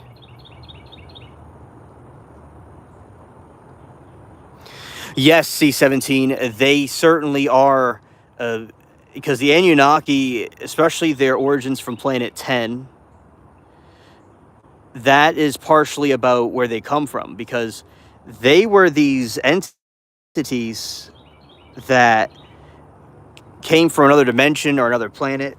Some think they come from Nibiru, and they came here and, helped create humans, allegedly. So yes, they're part of that. Yes, Nibiru. You know about Nibiru. Yeah, that's what my buddy used to talk about in school all the time. And he told everybody about it. And he thought he was silly, but, he kept on doing it. And over time, science talked about Nibiru being real over time. Now they've confirmed there is another planet outside our solar system. It's in a Kuiper belt. There's also lots of confirmation about alien sightings. Thousands of people come on these live streams sometimes, and they'll tell me about their alien experiences. So people definitely have had them. So, you're not alone, C-17, and definitely, they are out there. The truth is out there. That they could be a number of things. They could be aliens from other planets, which I believe with all the billions of stars, there's other, planets out there with aliens. I think some could be aliens, and some could be angels and demons and other interdimensional type beings. So I think it's a combination of them are true, but yeah, definitely there's something else out there besides us. So yeah, on this channel, we talk about that all the time, and other things too. We're eclectic on the channel. We talk all kinds of things, but yeah, it's definitely very true. Yeah, Space Pirates, ARG. I was born in 1998, so that is cool. It's been talked about, time of coming up, technically. So yeah, I was actually told 10 years later about it in 2008. That's interesting. I was in 2008 when I was learning about it. Yes, the cryptids. So yeah, Skinwalker Ranch is about the cryptids, and the skinwalkers, are these things, these witches from the Navajo mythology, which are actually, of course, real. Because people were on these ranches in different places and they saw skinwalkers. There's people on the show that come and talk to me about skinwalkers, especially people that are from indigenous Native American cultures. They tell me about their takes about, there's like a deer following them, but it looks kind of like a human, or it's not really natural. So yeah, definitely those are real too. Wendigo, which is this prophetic thing, looks like a deer head with a skull and this emaciated body. Those are those emaciated things. That's usually about a judgment apocalyptic situation. Maybe the UFOs at Skinwalker Ranch are like wormhole triggers protecting wormhole in another dimension galaxy. Absolutely. I believe that's true. because they may be coming, because Einstein talked about this concept about the Einstein-Rosen theory, that there's this other dimension that leads to our dimension, and it opens up a gate, and they come through here. So I definitely believe that is true, and the UFOs are coming here through like a Stargate system, through another dimension universe. Is there one of the reasons why they think that the gray aliens and these different things are from another dimension is because the way the bodies are, they wouldn't fit on any kind of planet, and they're just kind of out in the ordinary, so they think that they're from some other dimension. And there's a theory that I have, that the gray aliens and other types of, like, say, the lizard aliens or the mantis aliens, Nordic aliens, they're either from another dimension, another universe, or they're from another planet. But let's just say they're from another dimension. They're taking the form of that because they're shapeshifters. They're projecting their consciousness in an avatar, in a fake body, like you would in a video game. So that's what the gray aliens are. That's what all those things are. They're just taking a different form of what they really look like. So, that's what I think about that. And, people that were at Roswell, they actually recovered aliens. Like, the people that would recover the bodies said that they recovered aliens. And Saw Girl and I were talking about that, that it was actually like the encounters is that they found aliens, they're recovering real alien bodies. So they just, they didn't want the public to panic. They didn't want all kinds of their technology being known, because they're good with this technology that could probably make everybody energy efficient and independent, food, water sources, etc. So it's possible that they didn't want people to know about aliens because of the technology that they have also.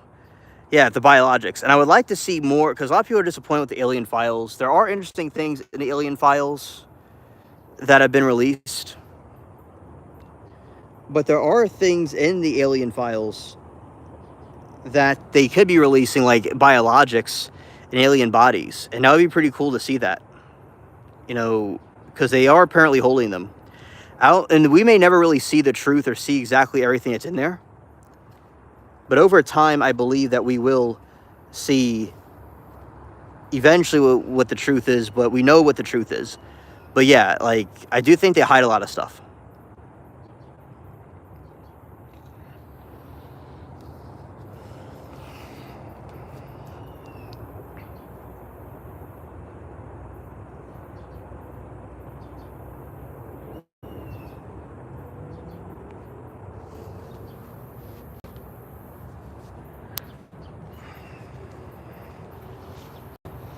This is okra growing.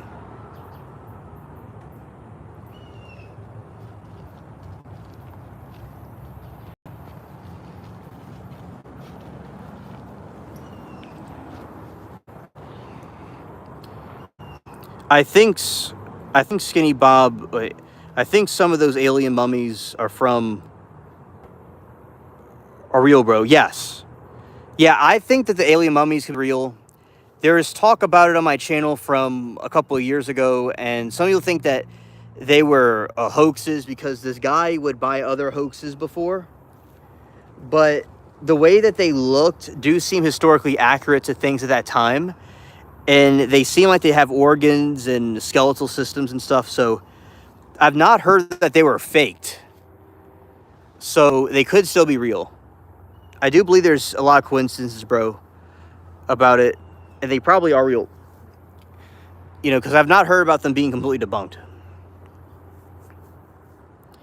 Mark says, Skinny Bob gives off good vibes for an alien. What do you think?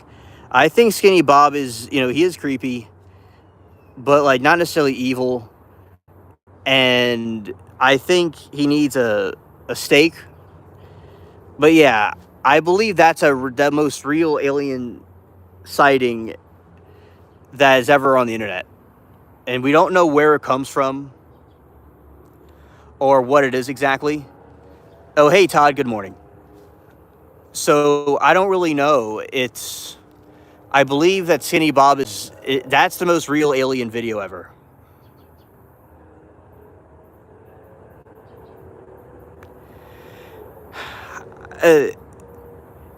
C17, tell us about it.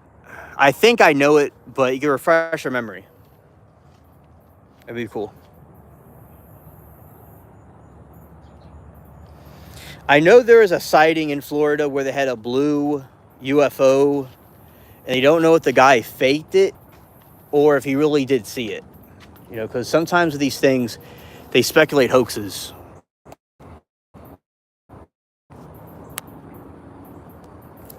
Oh, it's your favorite at one. Okay, that's cool. Yeah, because there's one from Florida that I'm aware of.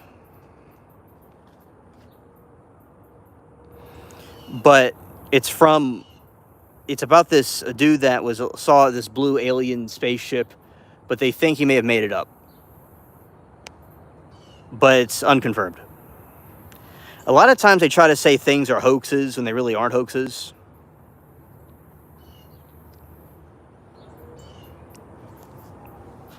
Because they want to try to discredit what really happened.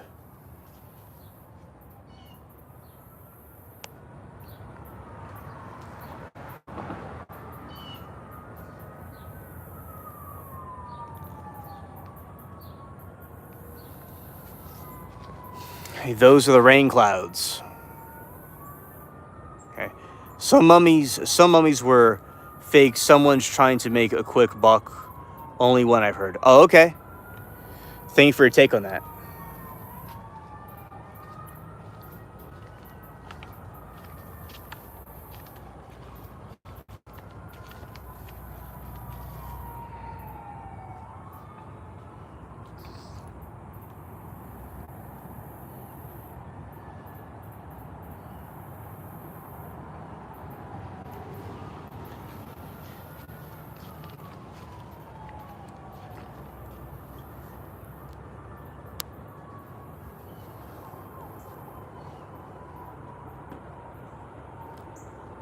It was a ball that fell from the sky, and the ball followed them, and they took it to NASA to study it, and NASA never returned it.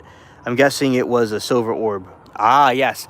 There's a silver orb found in New Mexico, in South America somewhere, and it had ancient writings on it. And they said it was thousands of years old. So I do believe it was something like that. It was silver orb shape, yep. Because they found them in South America. And they were pretty big. Big size. They're small but big.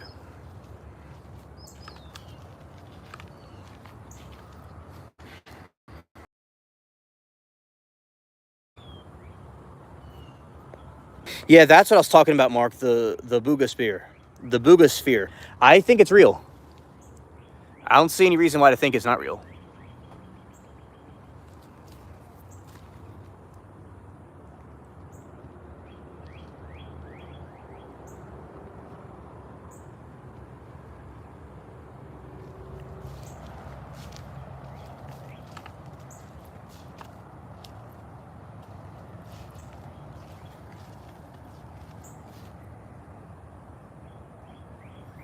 Yeah, that's the one that's thousands of years old. Yeah.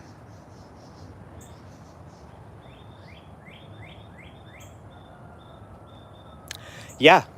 If they drilled into it, it would cause a nuclear explosion. That's why they use X-rays. Because I'm sure it would cause lots of problems if they try to open it up. Yeah, definitely cool.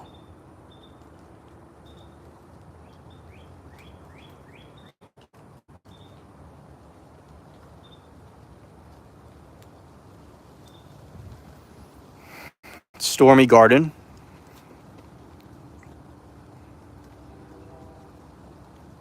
Something to do with the compounds found inside when they did an X-ray on NASA. Yeah. Yeah, it's very cool what's inside of them. Yeah, definitely. I will, Mark. I mean, I will C17, I meant. Yeah, I definitely will. Thank you for telling me about it.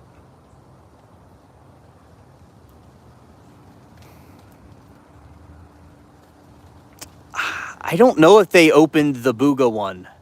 I think they just did an x-ray on it. I have to look that one up. The rain is here. Scared. Saul was wondering if it was raining, and yeah, here's the rain. Right here.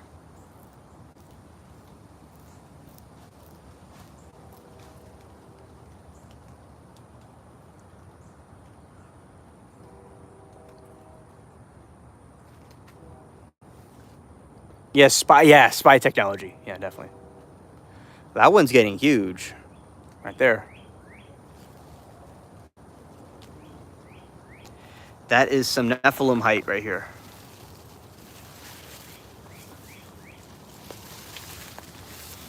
Like a giant. Like a giant beanstalk. Pretty cool.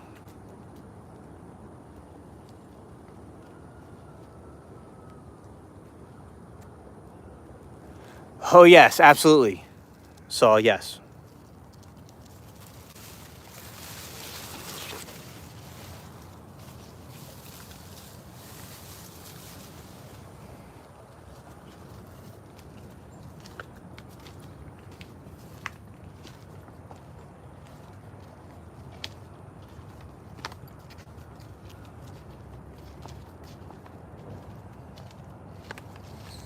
The rain is not in the spot just yet. I saw fell a couple of drops over there. But here you see this right here.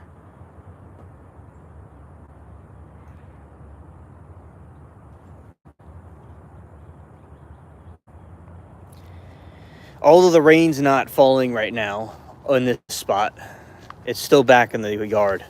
This is where, you know, it would be falling on them right here. Okay. Let's watch it then. It has reached the elephant ears now.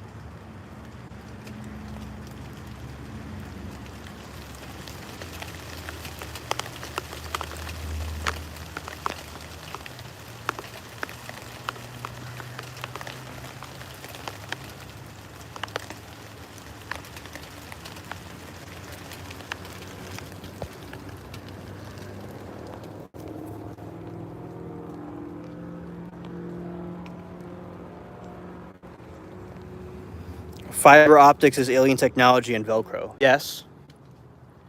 That is true. Yes.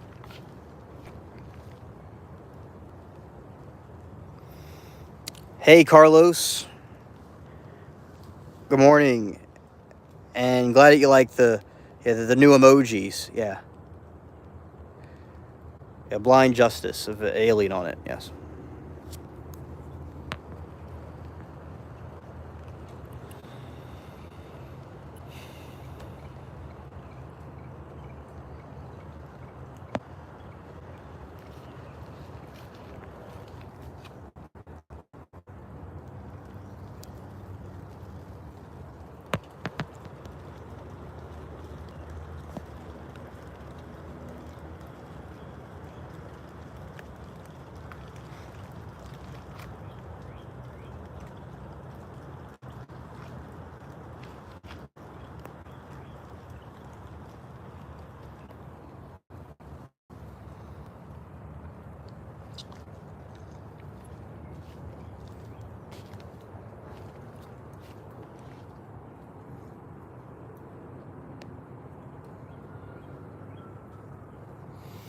Bulletproof like a swimsuit. Scared.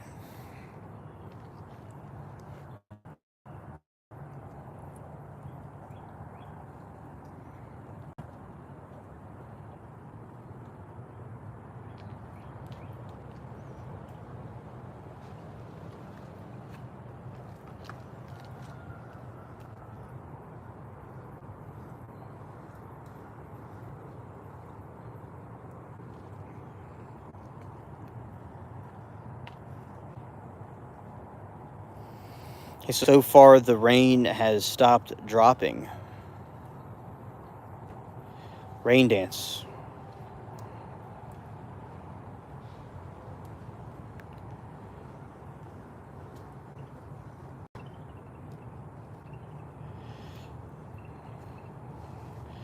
Yeah, so yeah, that and definitely so that was some parts for a moment, although the rain has stopped for a second. That's the rain going on the elephant ears. Rain dance look like it's working.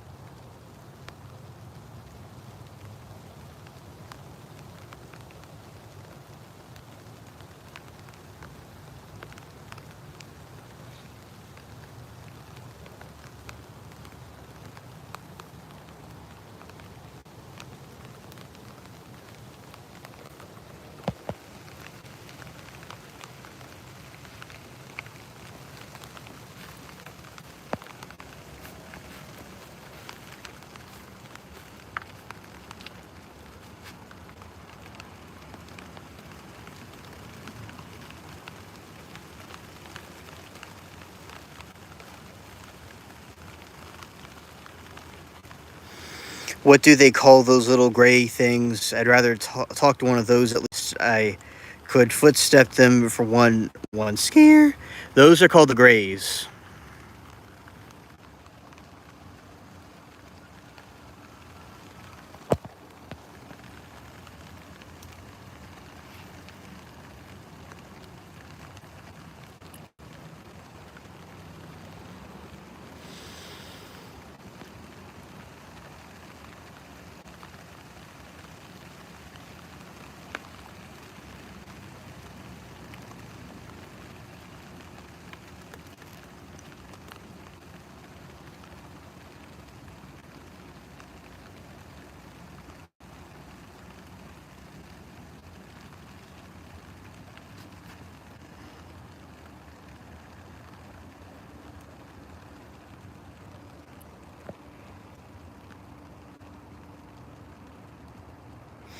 Oh, you thought you saw it in New York?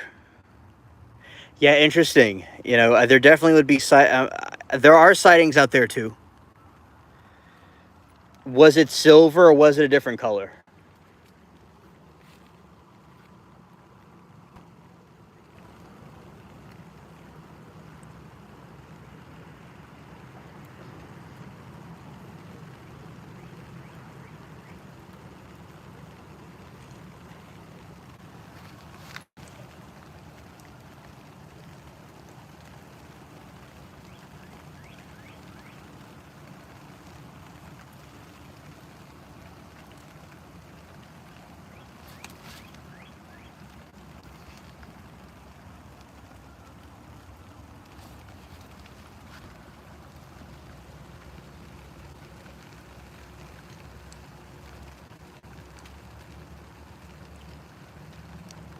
Yeah, the tall ones, Mark, are called the whites.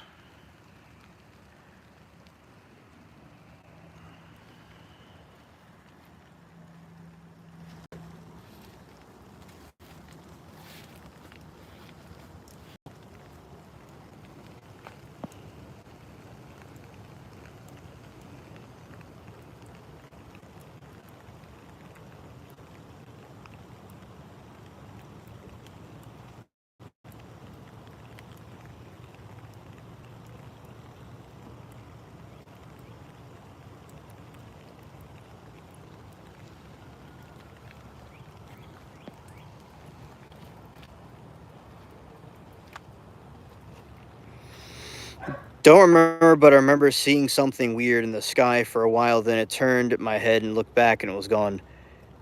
It was just being weird. Okay, yeah. If something was weird or out of place, then definitely it was some extraterrestrial type entity. There's also plasmoids too. You know, they look like these psychedelic blob things, or wheels within wheels. They look like too. That's a combination of things they look like. But I did, you know, if it felt weird, it was weird. You know, always trust your instincts.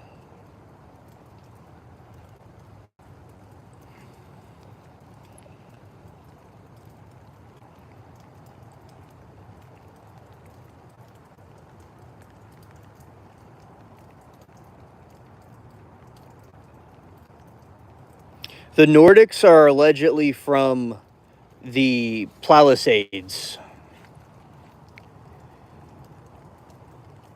Oh yeah, sometimes these UFOs can appear in broad daylight. You know, that's normal.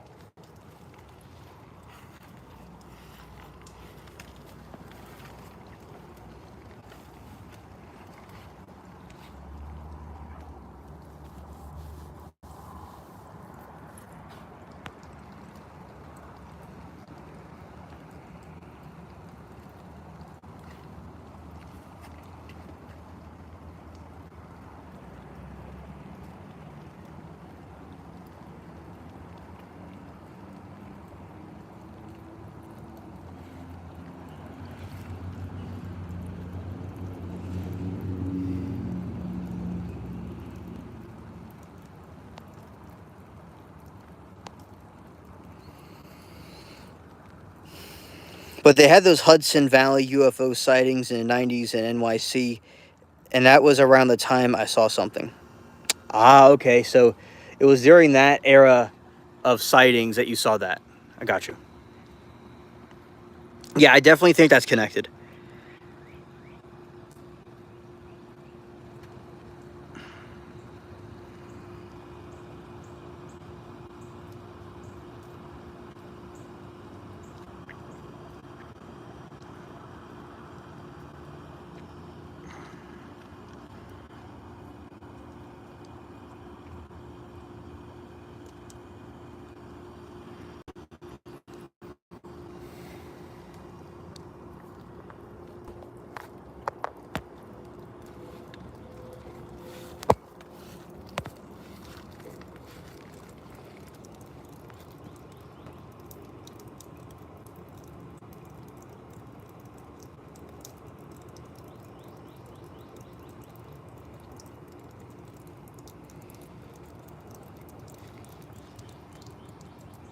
Oh, the raindrops on the elephant ears.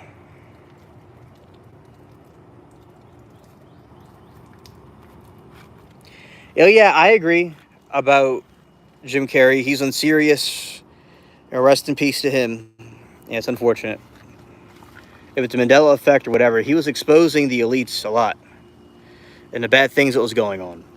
So they want to take him out.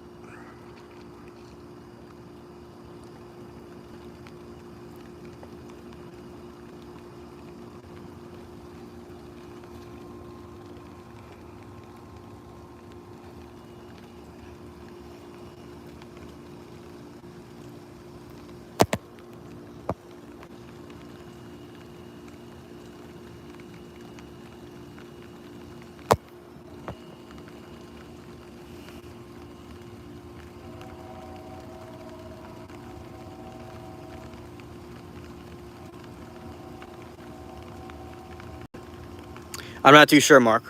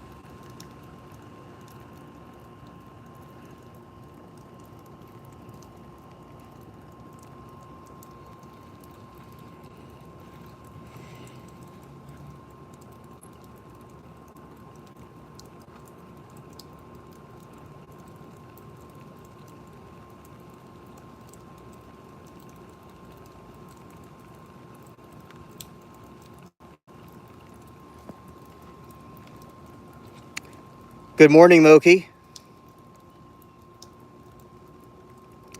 Great to see you.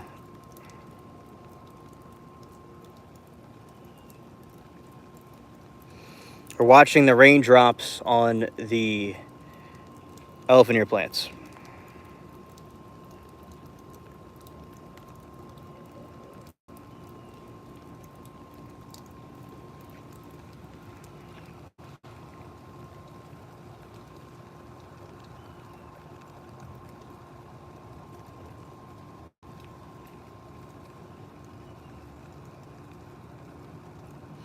Oh, okay, Moki, thank you. We'll definitely stream it on the spaceship.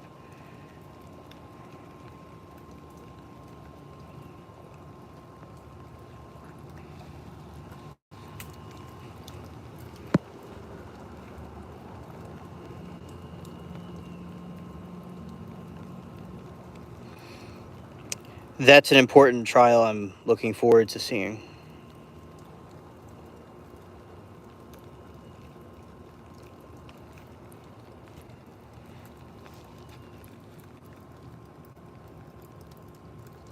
Oh, yeah, facts all. Facts.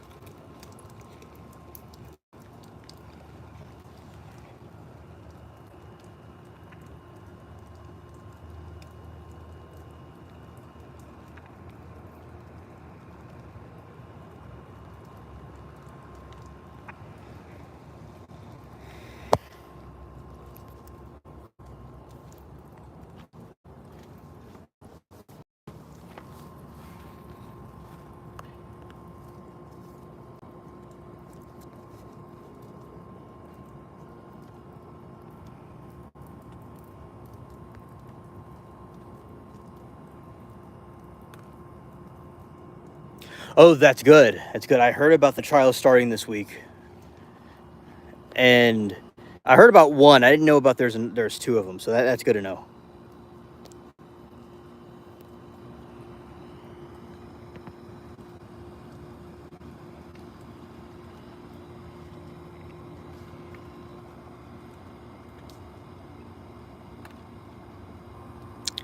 Thank you for gifting memberships, and Sarah got one too. That's awesome. Thank you, Carlos. Shout out to you.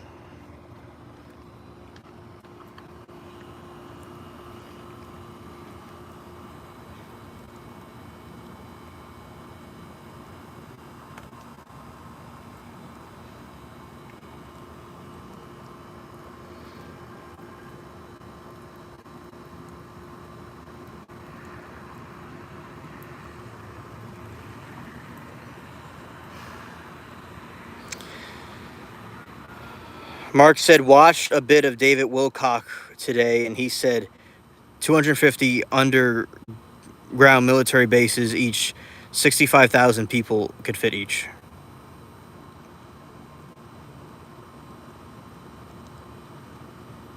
Oh, okay, Moki. Oh, good to know. Yeah, that's something I didn't think about. It might be on the other version of the channel. Yeah. Yeah, you see, Mark, there's all kinds of government secrets they don't tell us. And I believe David was exposing... Yes, Moki said people and or aliens. Yes. These military bases hold aliens too and other terrestrial life forms. And a lot of times they did censorship about this type of information for a very long time. They didn't want people to know about it. So they told people parts and pieces of it, and they don't tell the whole story. So, for instance, it's Aliens 2, and there's all kinds of secret alien bases that are there, and I believe David could have been censored because of what he was saying.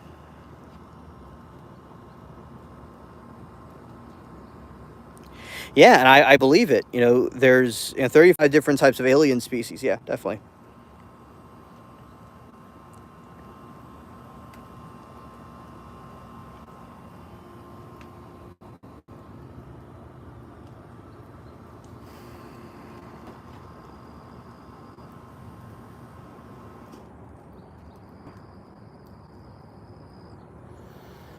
Yeah, and they're from, I said, other dimensions, other planets, and yeah, that's the truth that they don't tell us. And still waiting for the next alien file drop that they're supposed to have.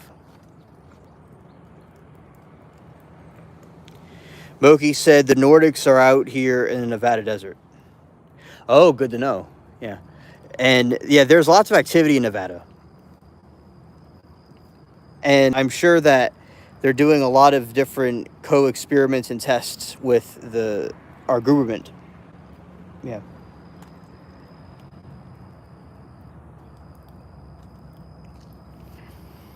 You know, the Nordic aliens are usually quite more peaceful, and they look more similar to us.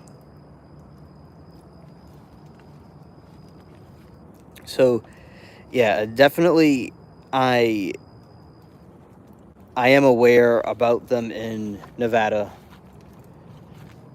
and I think there's other kinds of species there too, besides the Nordics.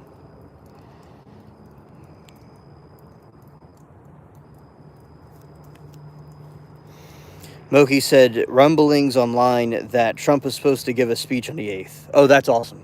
That's awesome.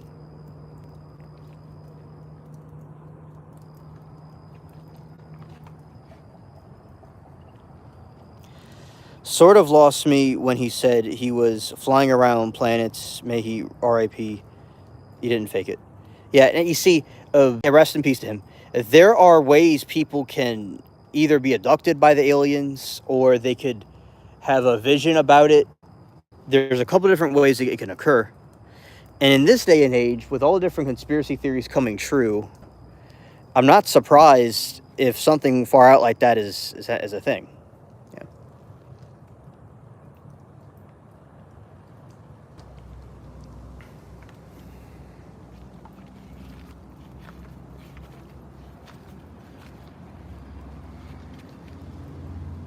Yeah, so that's all the rain on the elephant ear plants.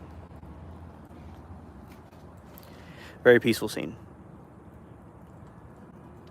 Oh yeah, because I believe that there's so many people that have even had offspring with them, because they take human and alien DNA and they mix it together and make hybrids. I believe that there's hybrids that live amongst us.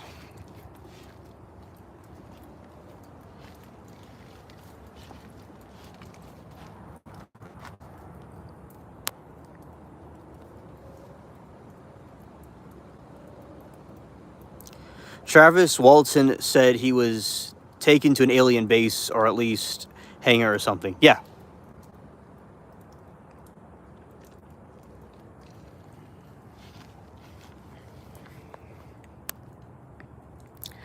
I remember that there's a couple different people in the military in different places that claim to have been brought to military bases.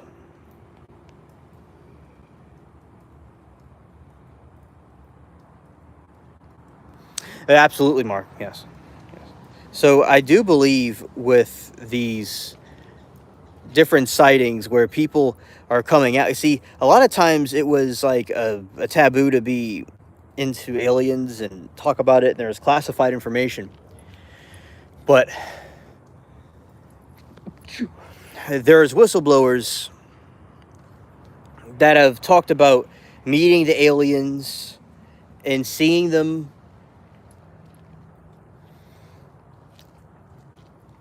go into their bases in military and civilian. So I definitely believe that. I know there could be people are making up stuff, but I do believe that there's truth to it. Absolutely.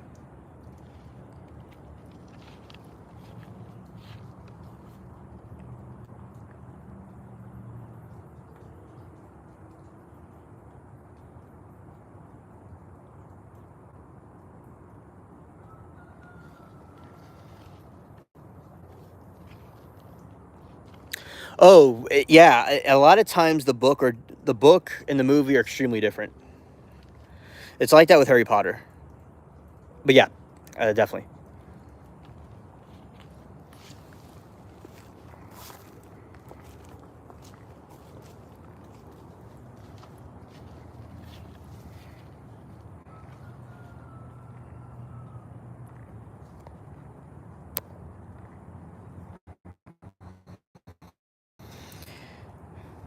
And I do believe that it's good either way. Because the movies have also ways to view the story, but there's a lot of times the books give more detail than the movie.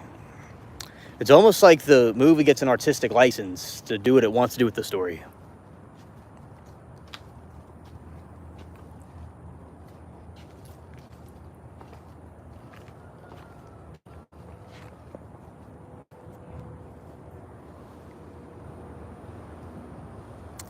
Oh yeah, Smokey, absolutely.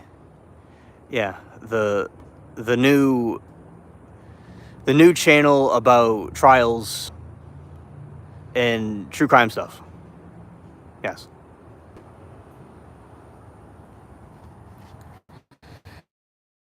It is really cool, and that is the stream's been doing recent. Verdict Room. Those are prototypes of the stream that from that channel I created.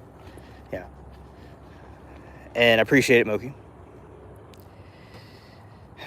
So it was about time I did that.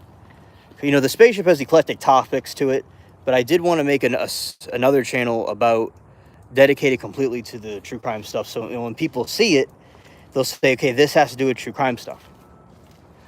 And the theme of this channel is predominantly, it seems to be more about the extraterrestrial and alien stuff, of course, and other things too. And when we get a lot of viewers and we talk about the ETs and things, so yeah, I wanted to do that. I'm glad that you like it, Moki.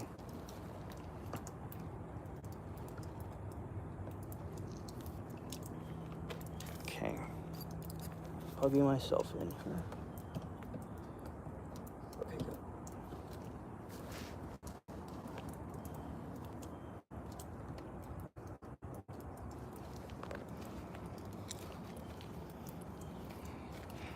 Let's go here. All right, here we go. Yeah, and it's the Verdict Room is the new channel, and it has to do with trial coverage, and been making shorts for it, and people are liking it, and it's important to spread the word about what's going on. And it'll be a new trial channel to look at. Yeah.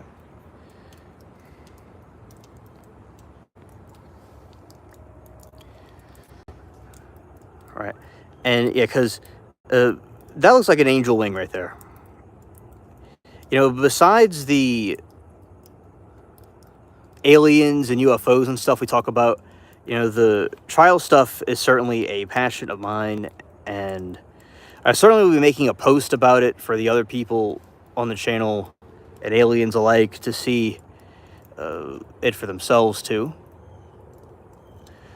And yeah, shout out to Carlos.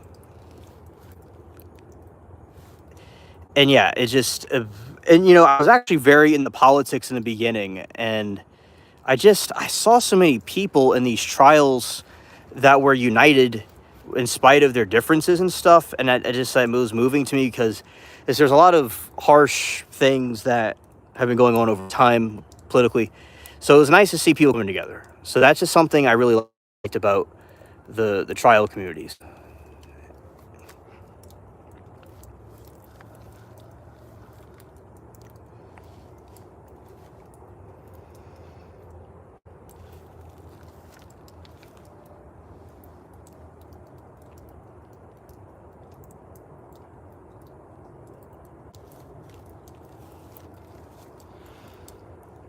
I wonder if the thermal cameras can see chemtrails. You know, that's a good experiment to consider about the chemtrails,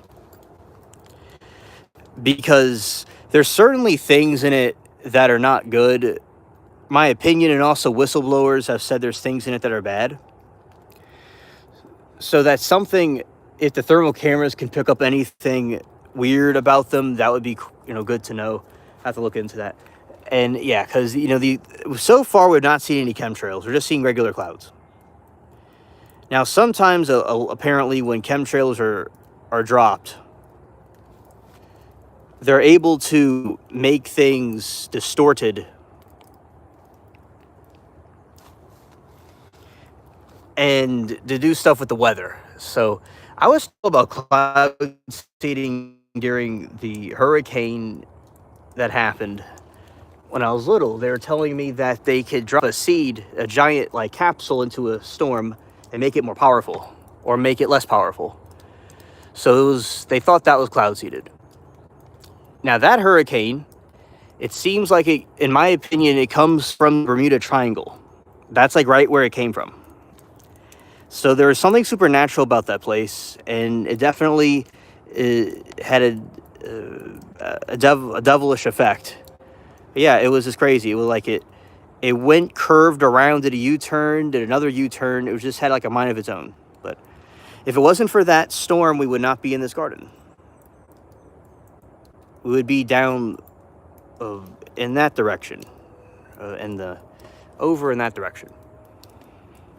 So yeah.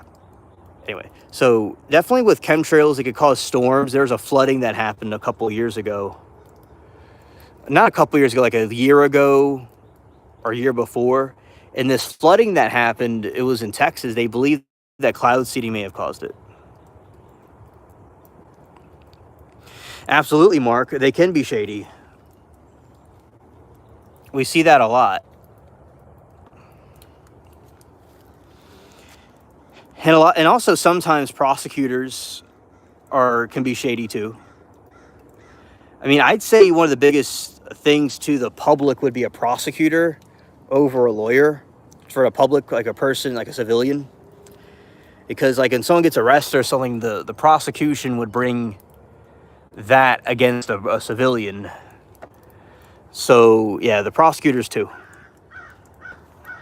I always think it's crazy to think about, like, yeah, a lot of times they do good and expose criminals. Like, most of the people we see are guilty. I'm thinking, like, if someone's, like, innocent and they're bringing all these things up, they have to, like, make stuff up in their head and just twist things around to make someone look guilty, someone they don't even know.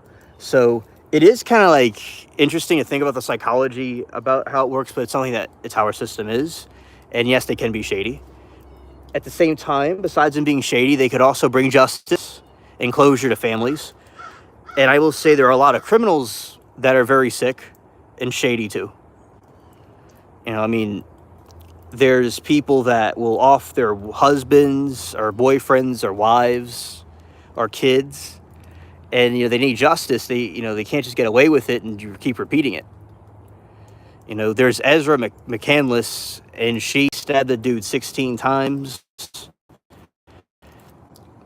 and she could have been stabbing people now, but she's locked up and she can't do that. So justice must be served as well.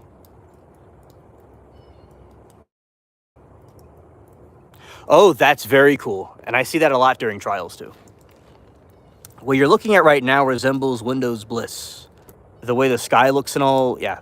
That's like a Windows Bliss wallpaper. And let's see, something dropped. Looks like we're okay. And the forensic linguistics.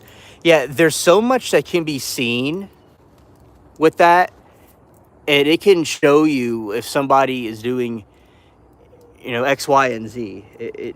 Not all the time, hypothetically, there could be exceptions to the rule, but a lot of times, people, they'll say something, but their body language says something else. That's another thing about it.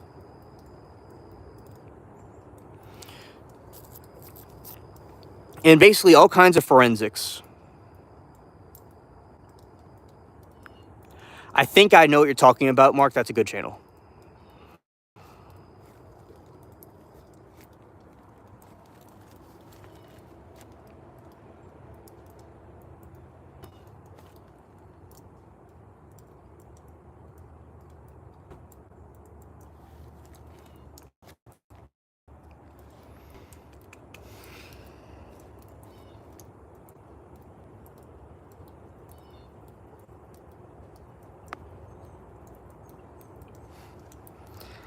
Yeah, never say never. Yeah, exactly.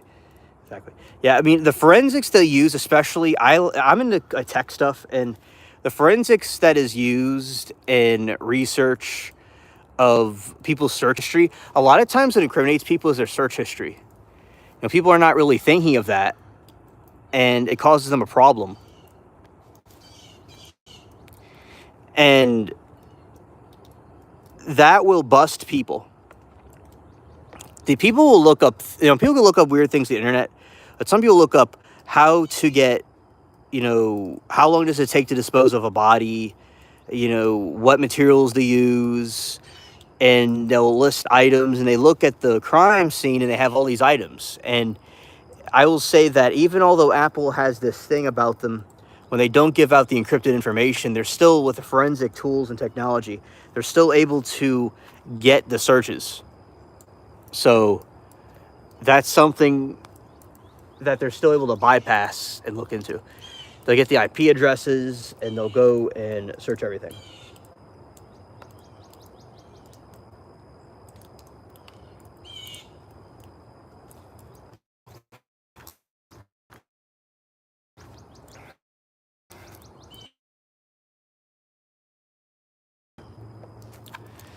Yeah, so forensics is extremely important and very fascinating, all of them. The DNA evidence is cool too, because back during the OJ trial, they just put everything in a paper bag and just called it a day. But now they have to refrigerate things and use gloves, and this tampering with evidence was a problem with that trial. So yeah, it was DNA doesn't lie, but sometimes there is exceptions to the rule. Sometimes, like, there's a fictional story, or maybe it was a real story, of somebody getting convicted, and they had a half brother they didn't even know about that did it.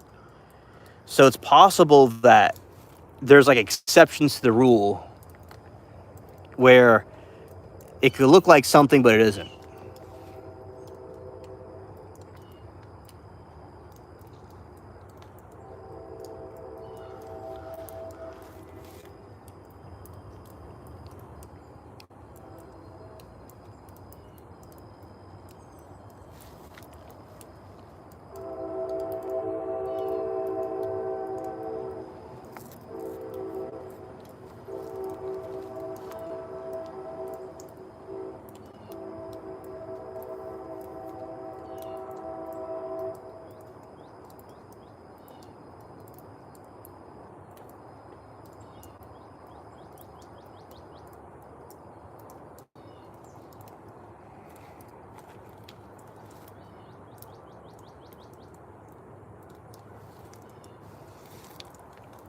Yeah, Duper's delight. Yes, yeah. So the search history definitely will foil people up. Yeah.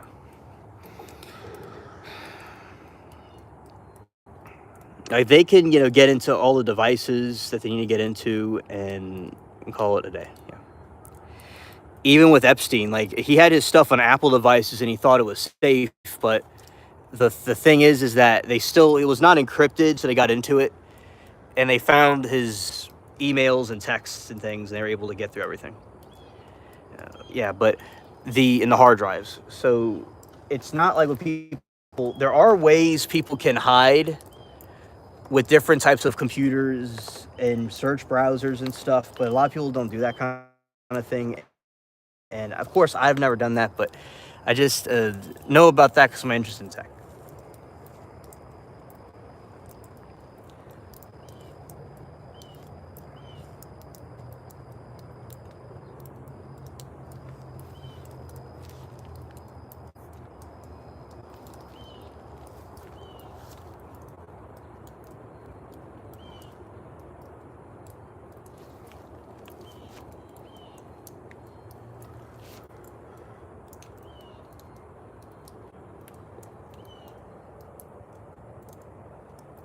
Yeah, so the forensics is one of the most important parts of investigation, and that's what's like presented in the trials of what the forensic findings are.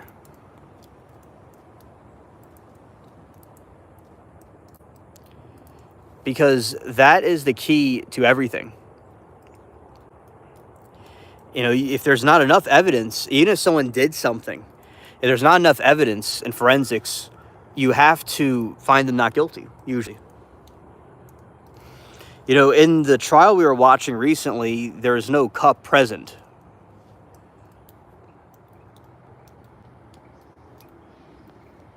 So they wondered if the dude really did it. But the jury said he did do it, and they got him.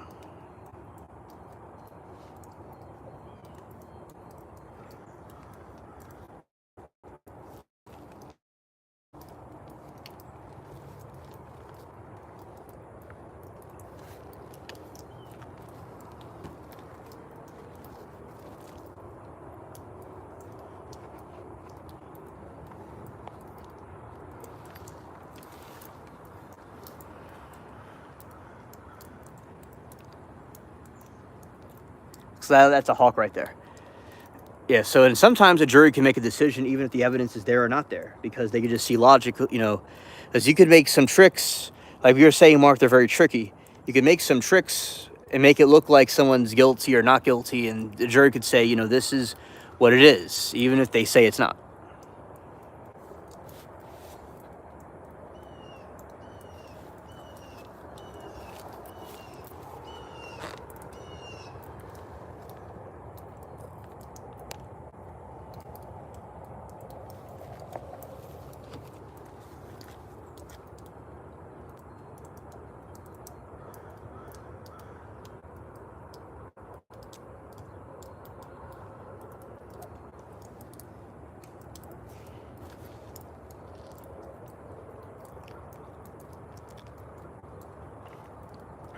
I still like politics and stuff like that, but yeah, the trials is one of my the biggest interests, and also like the alien stuff too.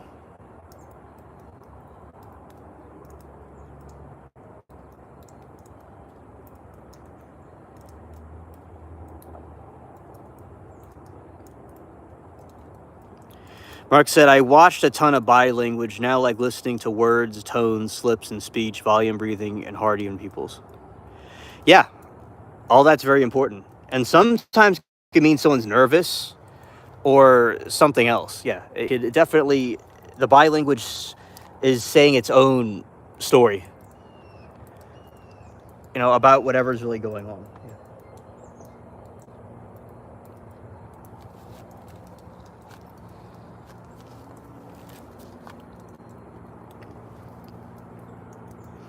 Yeah, 911 calls are very heated. They could be very emotional. And sometimes you could do 911 calls and fake being concerned also. So yeah, the 911 calls are a good way to learn about it. There's this dude that was a serial deleter. He was a murderer. He was doing murder. And he sounds so creepy on the phone, on the 911. I know this dude did something wrong. Like, and yeah, he was just talking about the people he was deleting, and he couldn't stop himself, but he just sounded more of a mockery thing. The dude was creepiest thing ever. It's like, yeah, it's, you know, you can tell a lot from 911 calls. Oh, thousands. That's good data right there.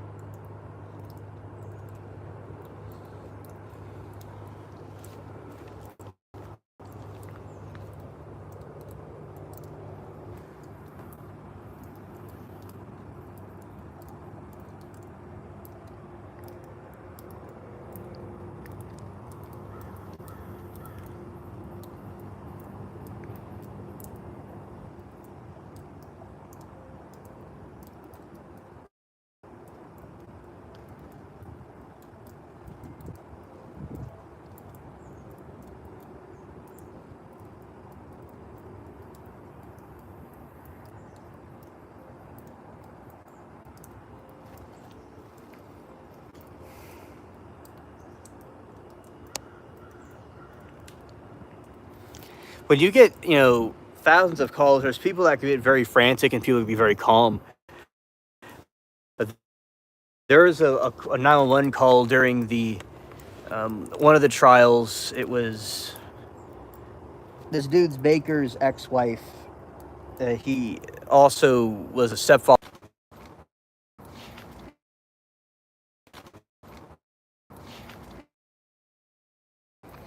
All right. And that was my fault right there. It's something slipped out for a second, but I'm here. Okay.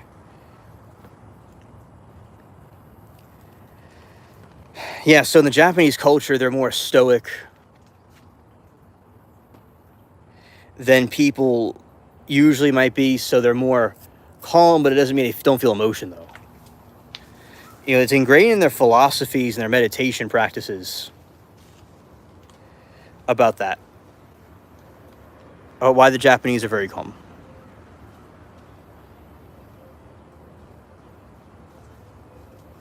Ah, okay. I appreciate that. They're dealing in absolutes.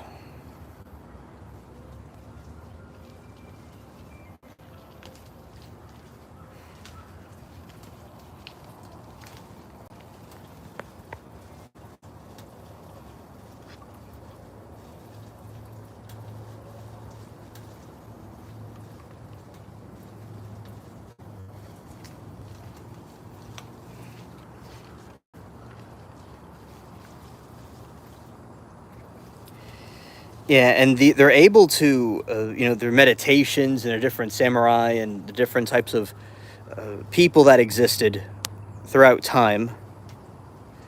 In the Japanese history, they're just more stoic.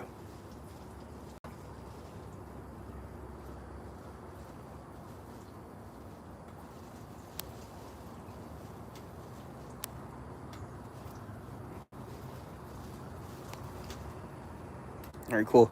We had some brief rain.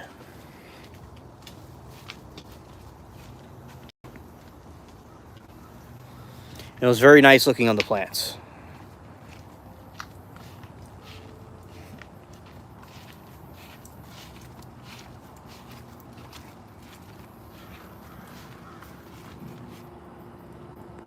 Although there's more rain going to be coming in, for right now, it's sunny.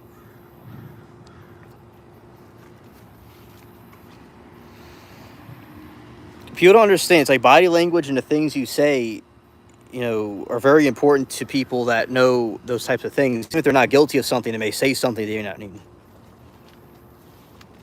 Your sister learned Japanese.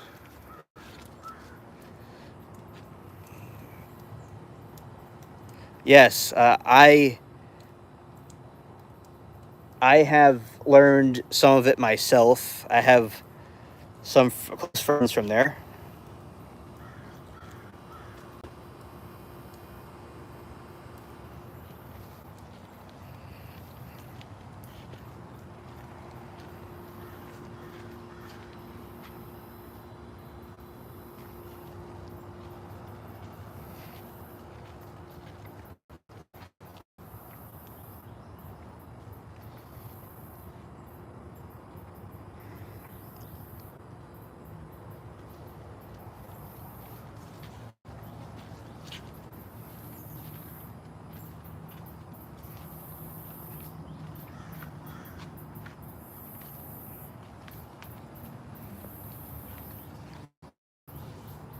It's a very complex language. It's also very fascinating, too.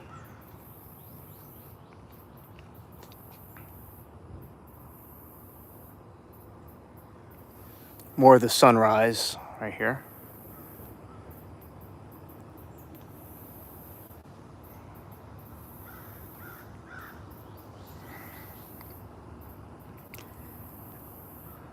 Thinks she's done a student exchange, maybe Mandela effect. Yes.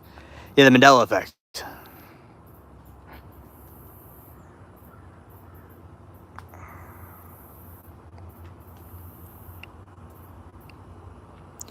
Okay, and here's the sun.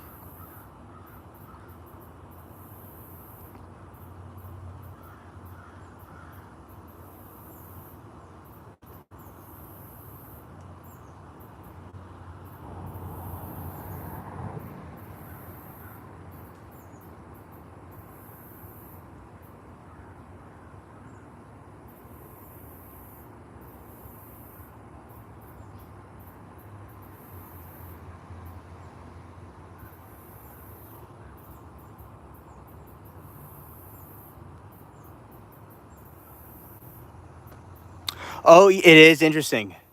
Yeah, I would assume they're both kind of Asian. The Maori are Asian, some sort of Asian group. I know what they are. They're the indigenous people, but it's interesting their languages are similar. Yeah. I'm sure she may have been more, familiar with it, Japanese then, because of the other language is similar. Yeah. I think it's pretty cool.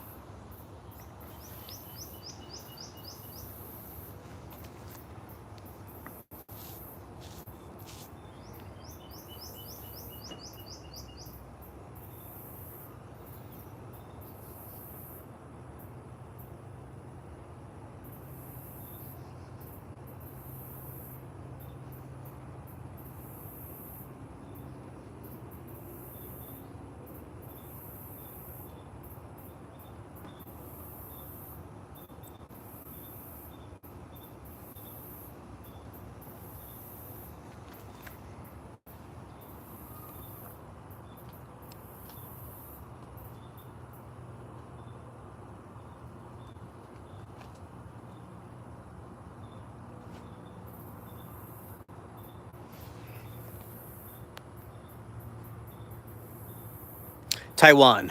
Okay.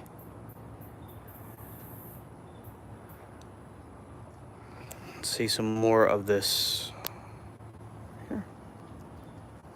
So yeah, this is the majestic sun going through the trees.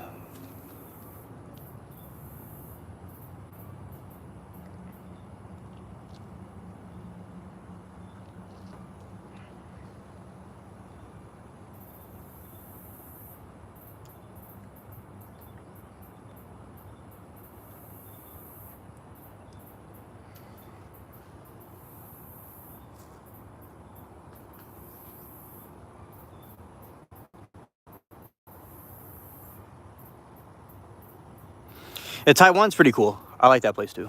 They have good food.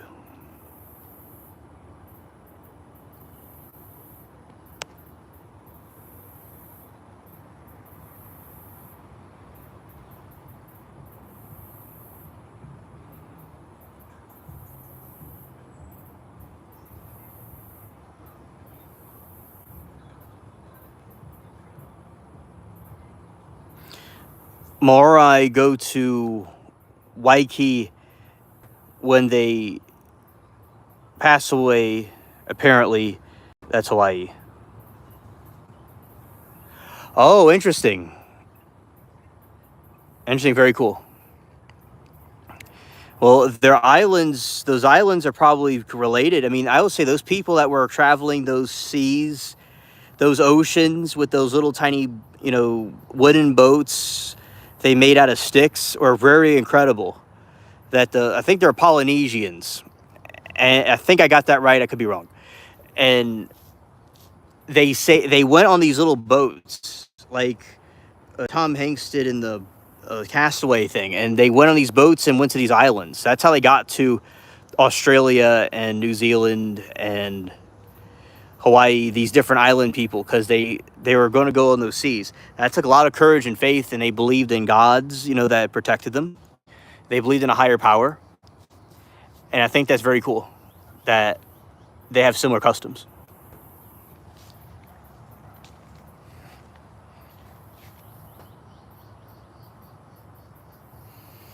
I always liked Hawaii. I thought it was a really cool place.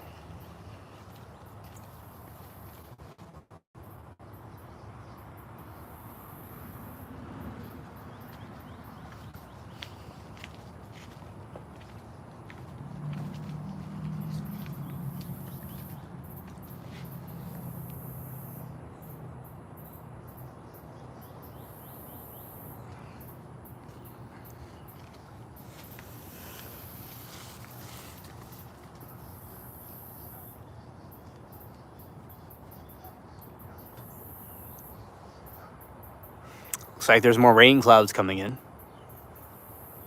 I think.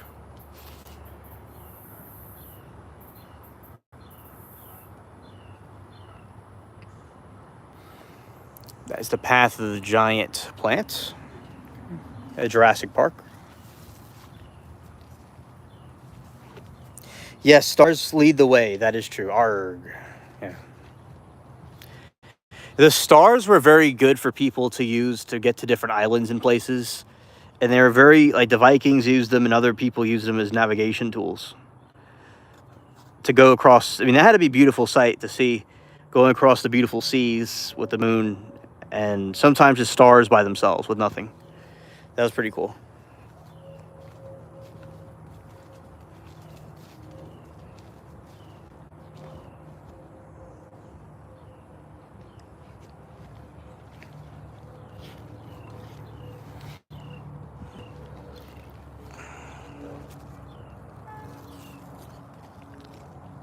Okra bloomed.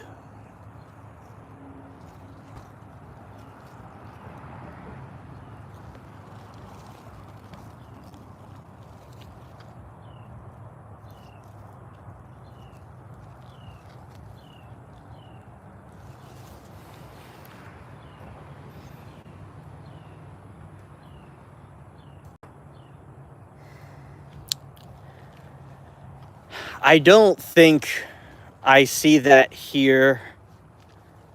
We have more than one. I could see because I am close to the southern hemisphere. And I'm going to double check this.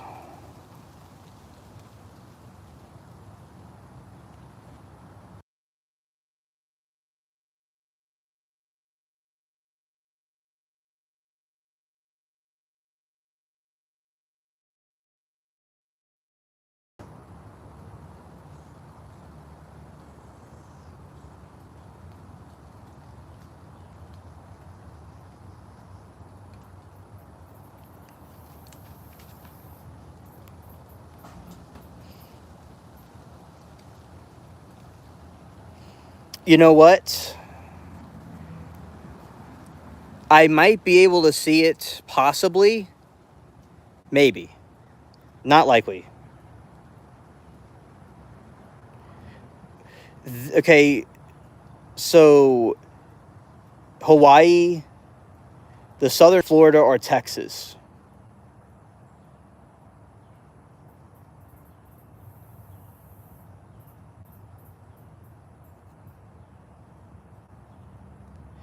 So I'm not likely, but it's possible, I hypothetically. But so Texas and Florida can see them. At the very end of the tip.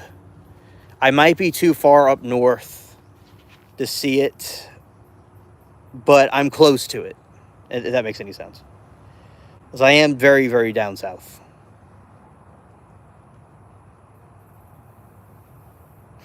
You know, like sometimes in winter it's hot here, like and it's hot where y'all are, sort of. So it's kind of similar, but of course it's much different. You know, I'm in the northern hemisphere, but I'm very close to the southern part of it.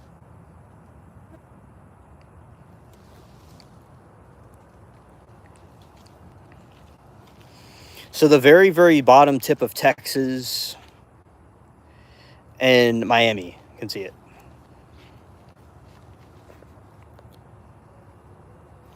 Good morning, Shell. Welcome to the stream.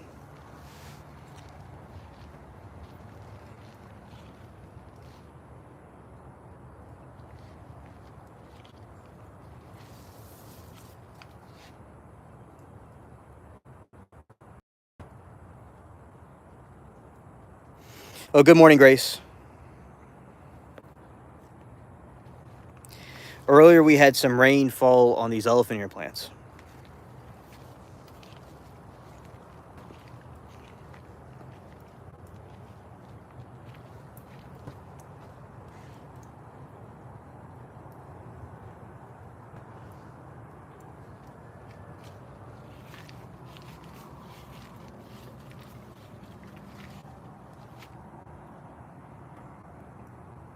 Yeah, oh yeah, thanks. Yeah, it's very pretty water droplets. Yeah, we watched it as it came down. And right now there's a space where it's not raining. Yeah, but the southern hemisphere is a little bit similar to the southern part of the world. Although we're kind of far away.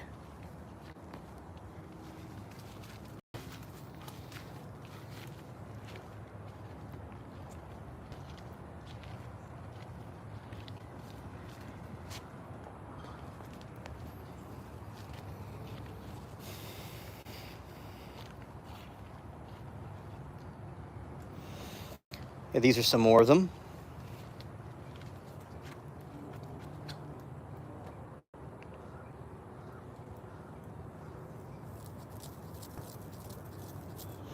Mark said he never said never. Yeah, that is correct. Scared.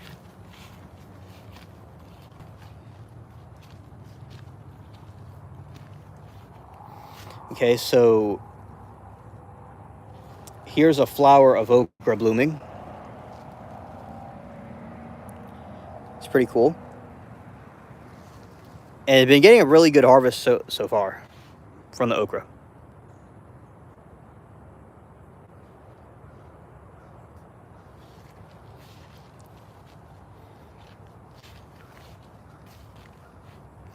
Yeah, so there are certain constellations that can only be seen in the very southern hemisphere.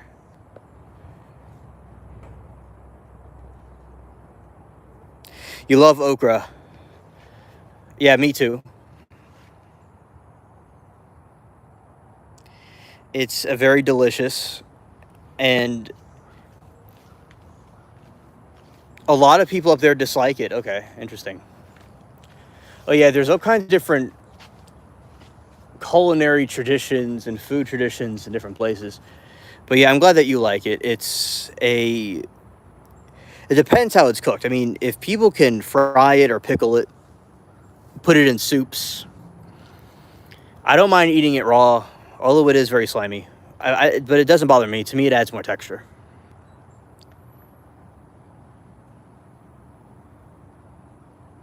And yeah, it's, up there, I guess people, they're into different stuff. And then, where I am, there's lots of spices and food that people are going to be interested in. Down here, up there might be kind of different how they have their food. All the different regions have their own unique way of getting food. That's a compliment I hear, Slimy. Yes. Yes. Definitely indeed. Yeah. If we ever build another website, we're going to disable the autocorrect thing.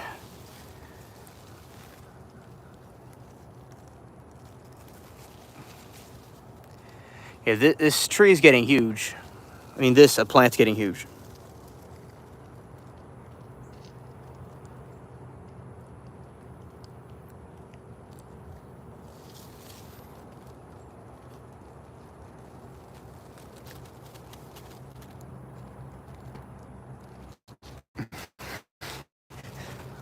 I'm joked out. This man said OJ should have named the book I Never Did It.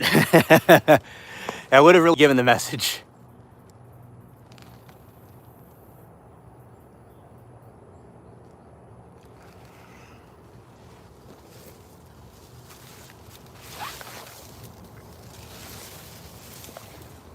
There's more spider webs. There's been spider webs and all these different pathways. I've been destroying all of them by mistake, but there's all kinds of spider webs everywhere for some reason. Okay. I'm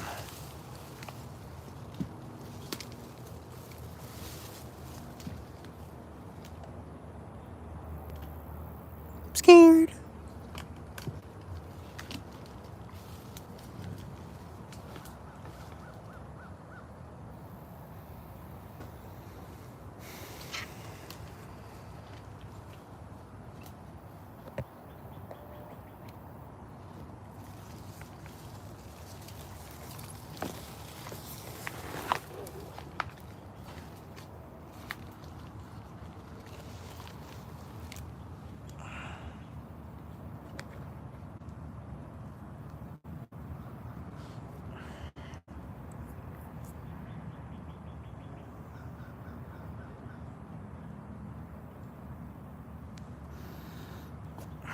All right.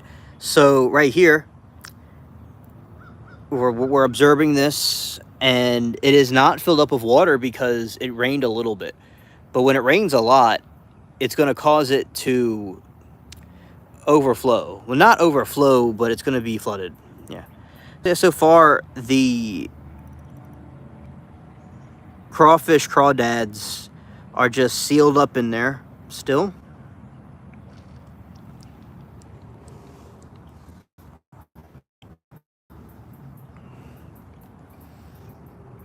And seeing if we find any more, because they like to sprout out.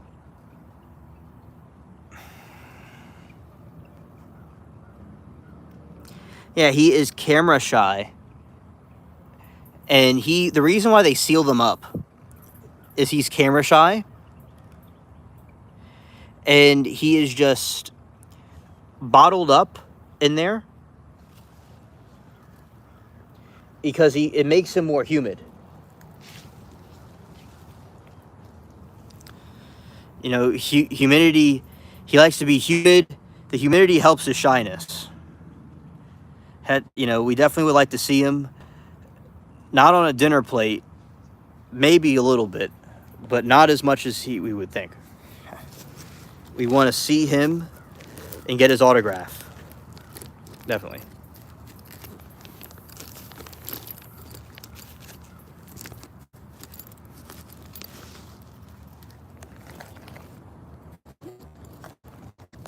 Okay. There's a billion mosquitoes right now. Wow.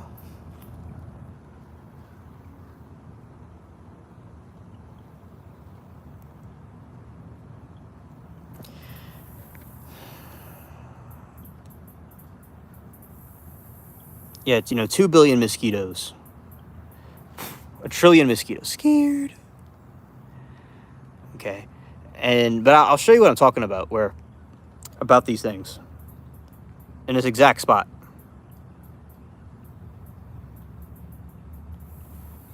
Ooh, a lot of mosquitoes. Let's go this way.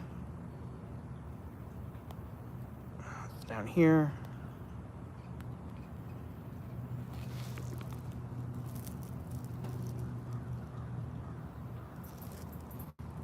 Okay, that is, in this very spot, is the crawfish, or crawdads. So, in this exact location. Like right there. That's where it was taken. There's a lot of activity right here with the mosquitoes. I think y'all could see them. They're all over the place. See, this is why it's a swampy region.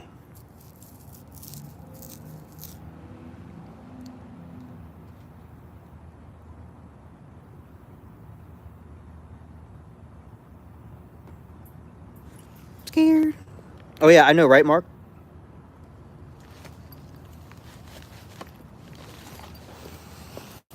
Oh, and there's some moss right there. It's pretty cool.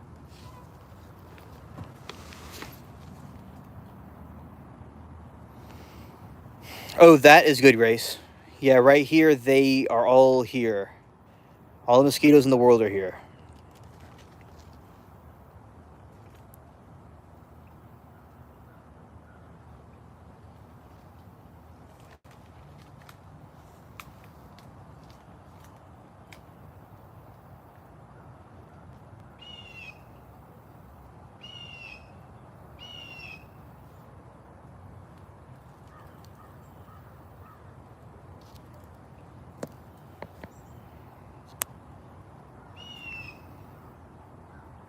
All right, we have that right there. Another little mound. So far, I don't see any more new ones. Yeah, this is the swampy region of the area. The bog. See, that's the bog right there.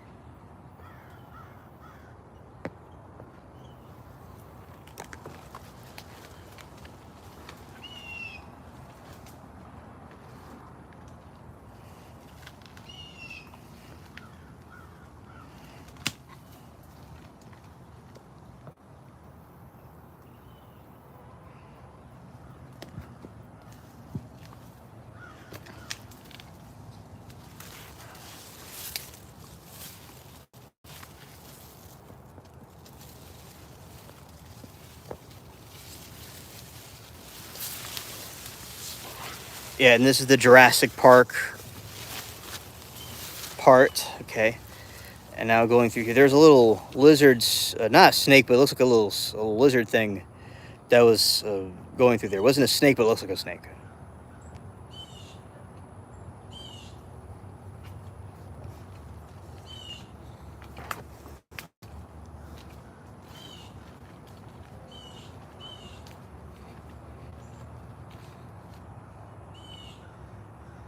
Yeah, Crow said what? Yeah.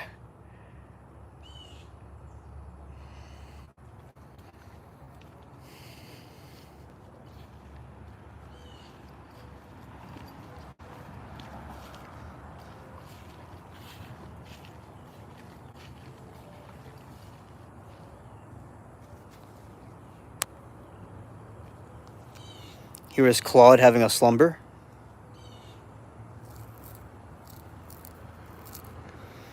Yeah, he's enjoying his morning.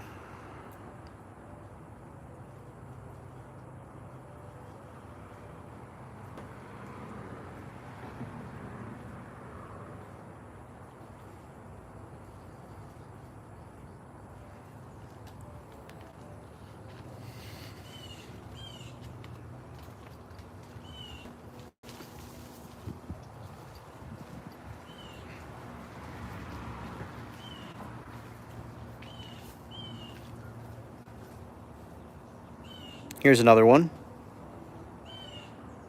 Bubbles.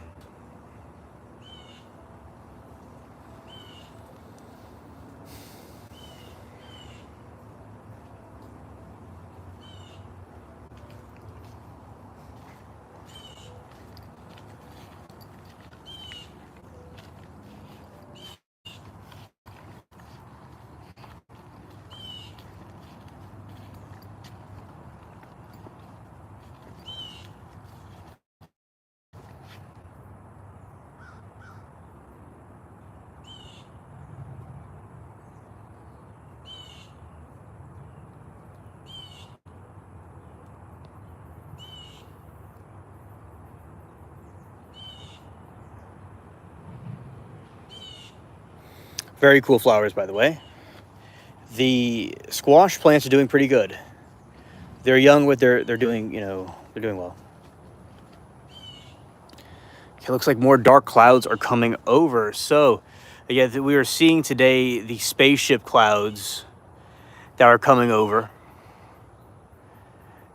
And they're blocking out the sun, and now they're blocking out the whole sky. Scared.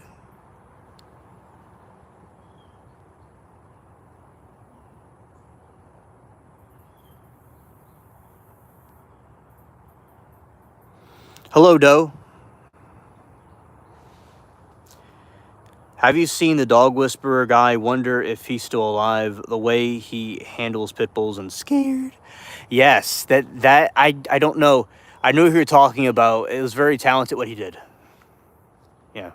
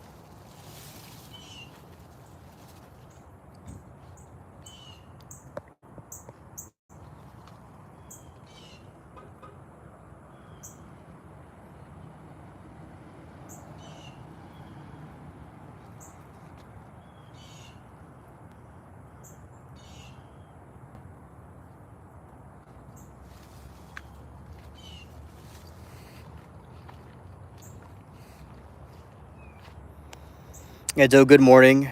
It was raining and it was pretty cool. Okay, here's some more of the, so Doe, this is some of the okra.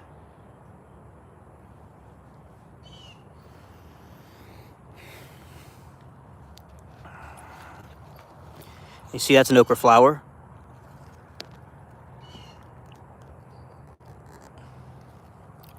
There's more of them coming up. Yeah, Grace, I'm gonna be live later with a trial. You can see. So yeah, hope to see you later. Have a good day.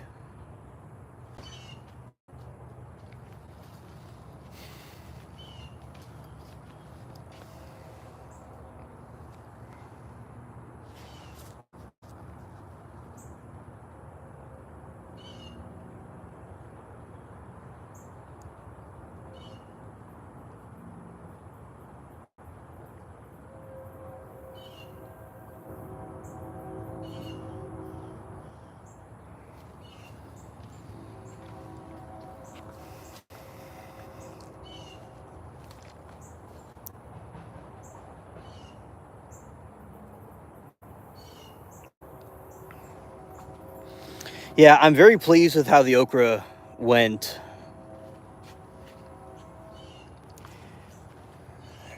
And this is the sun. What's left of it. It's getting cloudy now, but that's what's left of the sun.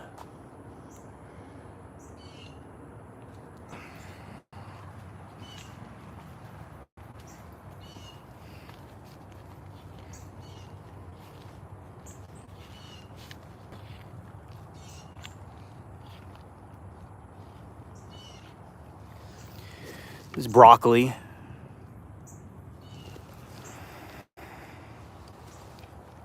And here is my tomato plant.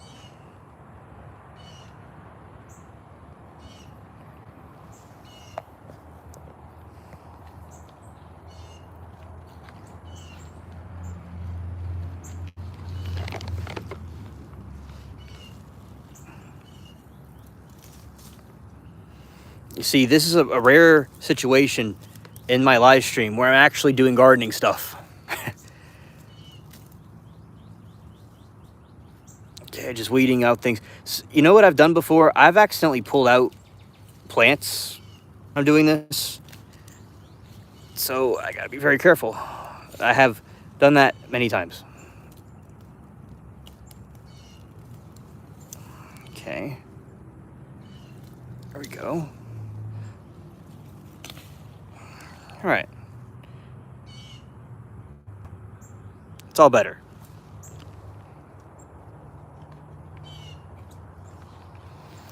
And these nice fresh leaves. And I have another one growing right there. Okay, and these are also plants that are edible too. They come back every year. So yeah, it's the Spaceship Garden's doing good. It's awesome.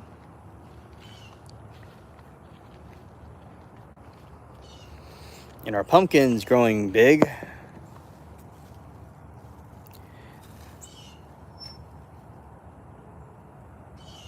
Whenever it grows itself a pumpkin, it'll be, covered up.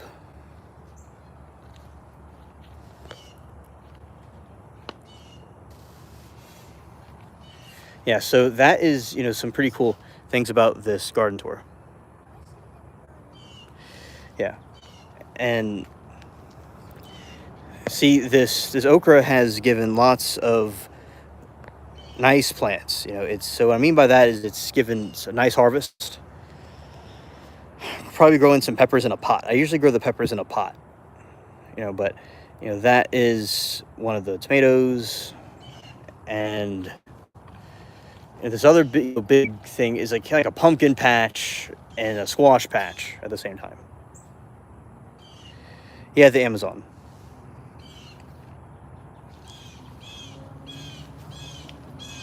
A lot of times we do garden tours. And then sometimes, very rarely, I'm actually doing gardening work because, it's not really always necessary.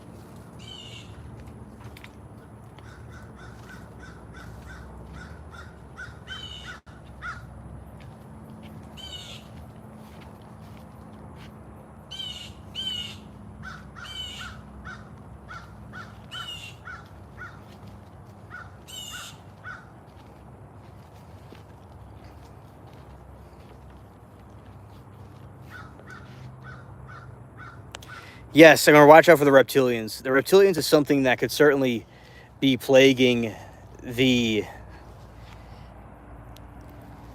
they're in the Amazon, just like in Nam, right? There was these reptilians that were seen in the jungles. And they were sometimes golden and glowing. And they would be in caves. They would just, like, say if we were in quicksand. Yeah, say if we were here at night, right? And they're there, the reptilians. They would just be running, these golden reptilians that are glowing would just be running past us right here at night. And I know it sounds crazy, but that's what some soldiers were saying they saw. And there's a cave where there is this hooded reptilian figure that was watching him. So yeah, there are definitely all kinds of things like that could be there. Like, you don't know what's in there or there. The cryptids, it's a cryptid safe haven, especially reptilians. There's cobras and giant snakes, and there's also a giant thing that's the size of that tree. So, these people were seeing all kinds of stuff in these jungles, So we don't know all what is out there for certain. There's more to the world than meets the eye, and all the crows agree with me. So I got nature approved. It's like you got like this live stream. It's like nature approved. I got groove. You see? Yeah. So that is true about the reptilians and the quicksand. You have to hold on to one of these big sticks for dear life if you get in some quicksand. Scared.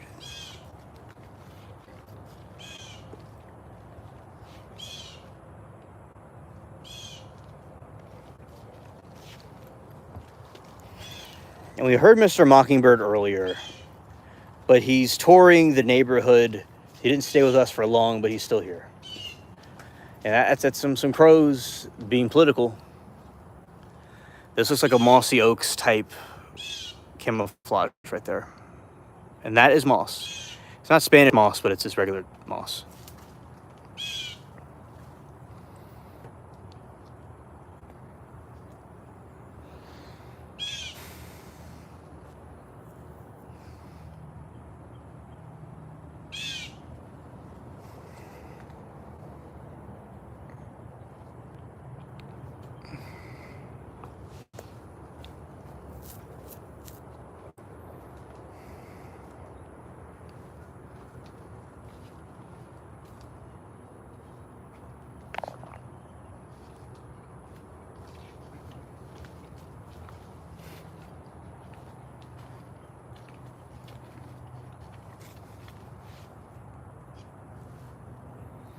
Not the gold glowing ones. I like the diamond ones better.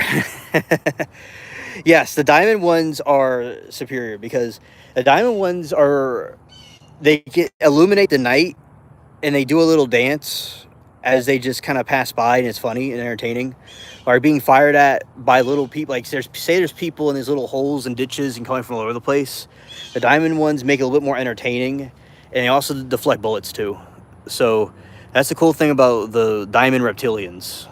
And like the kiwi bird, it does like a dance when it walks around. That's what those type of reptilians do. They're not the Timutillians. The golden ones are just lazy. They just run around like lemmings in the middle of a field at night, right? And there's like a moon, a radiating mark, right? And then these 5 of them go 1, 2, 3, 4, and they just run past. They run past fast. They think they're in first class. One of them fell over. Since he was not diamond, he needed a cast.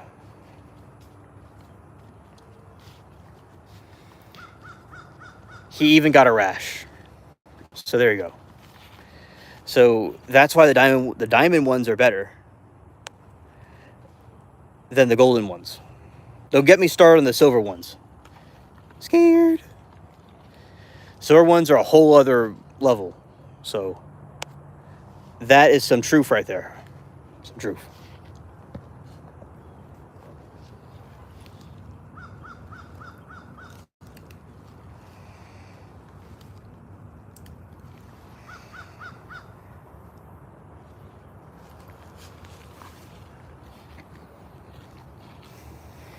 Yeah, so I will say that there's an agreement between us and the crows about the diamond ones. Because the diamond ones are more luxurious than the golden ones. So, but now the mockingbirds like the golden ones better. That's just their preference. Yeah, and there's the Hu Chi Hu cave or something like that, and there is this cave like this, right? Say there's a cave right there, and there's like a reptile wearing a cloak, standing in front of it. That's another variation. It's just a plain version. It's not gold or diamond, not even copper.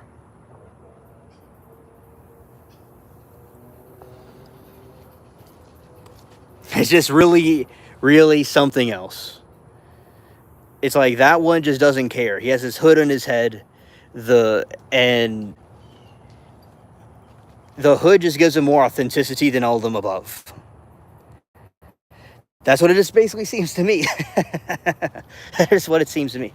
It's just absolutely crazy how that one thinks it's better than all the other ones. Wild.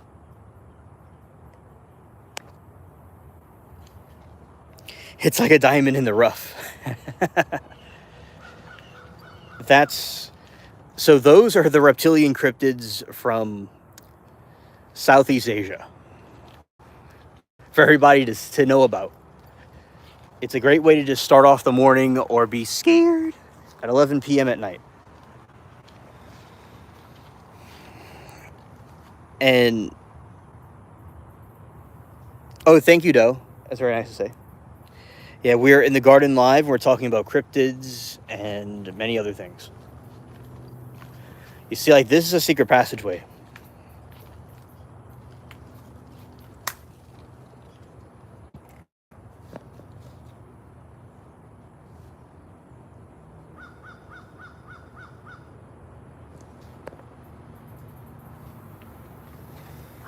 You see, that's like a little cave entrance leading to another area. I'm scared. That's an abandoned garden right there. I grew some things there before.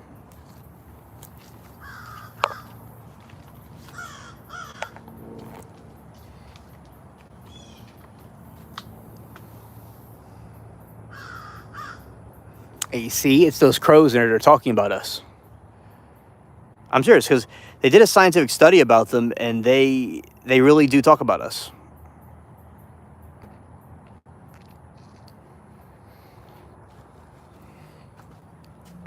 You know, they start gossiping. They also have recognition. See, they're in those trees or in these trees. You know, we can't see them, but they're there. We could hear them.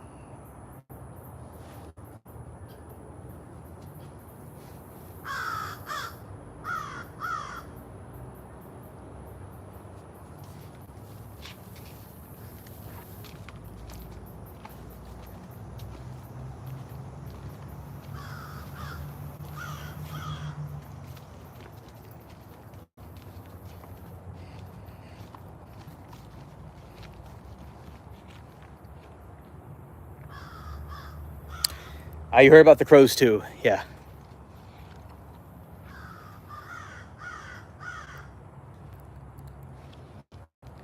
Okay, so yeah, although some of these cryptid stories can sound off the wall, there's definitely something there.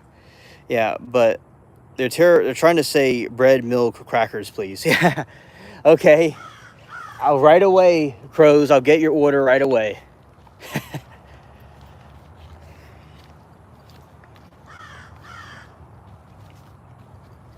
Yes, exactly, Doe. Very good. Very wise.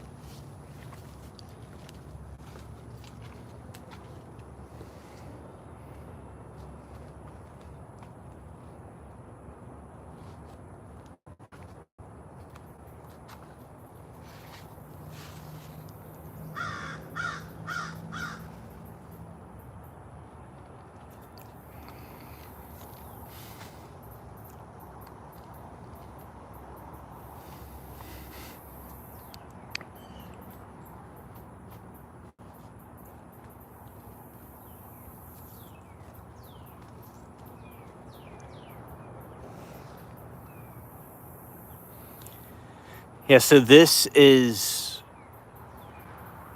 Crow Cove right here. Rather than Raven's Cove, it's Crow Cove. Yeah. And so, yeah, there's going to be more things we're going to be putting in the garden. But that's what, what y'all see is what's there for now.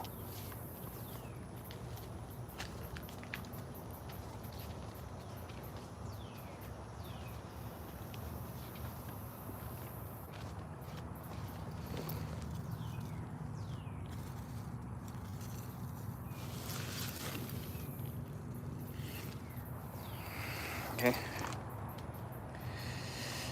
Thank you, Doe.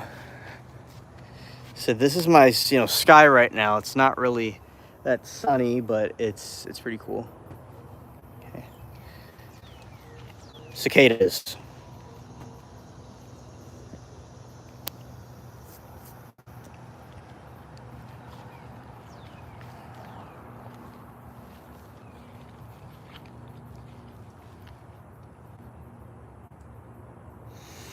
Doe, my 4th was really cool. I liked it. I had the okra thing, the okra snack, and the fireworks are quiet, thankfully, so the animals weren't upset. I had a good time with some people, and it was a good experience. Good experience. Yeah, and I hope, did you have a good one? I hope that you did too. That's true, Mark. It was the Hungry Crow. I agree.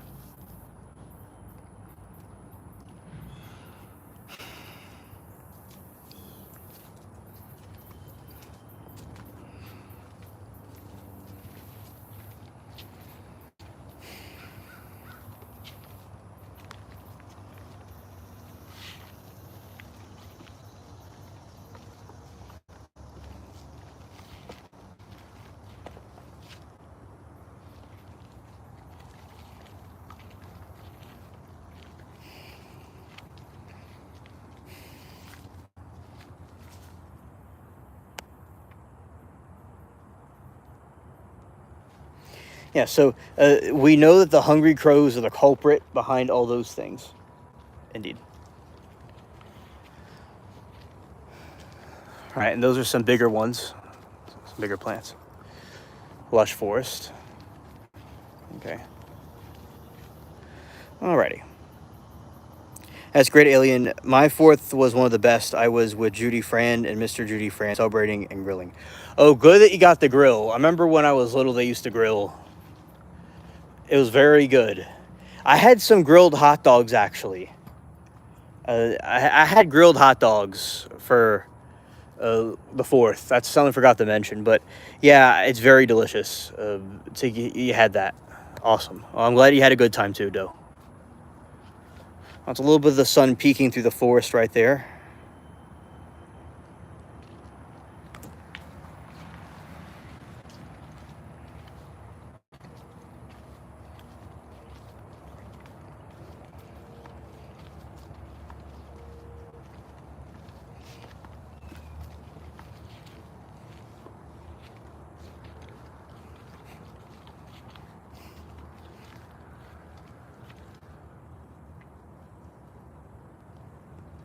Oh, it's a pro. That's good. That's good. You're in good hands. He knows the art of grilling.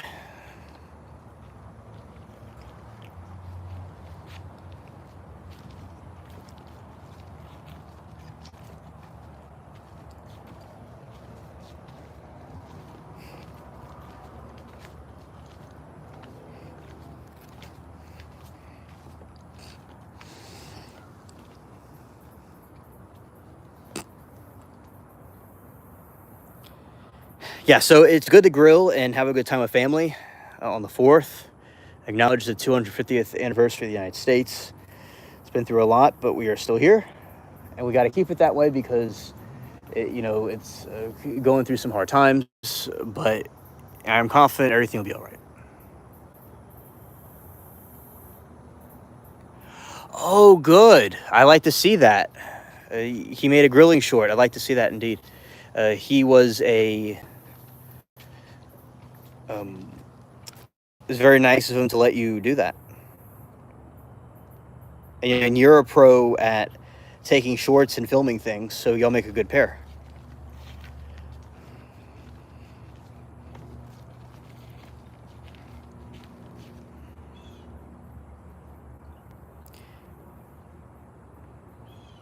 Amen. Saw. God bless America. Amen.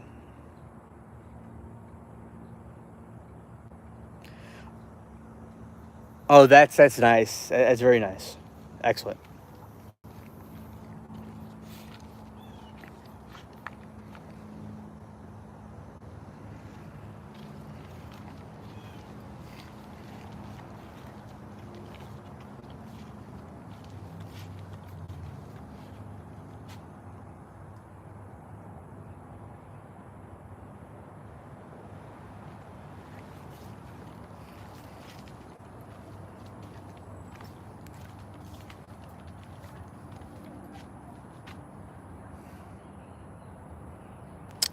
My pleasure, Doe.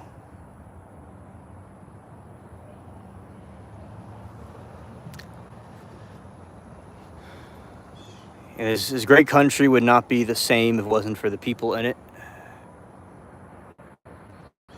doing what they do. And it is nice when it is acknowledged.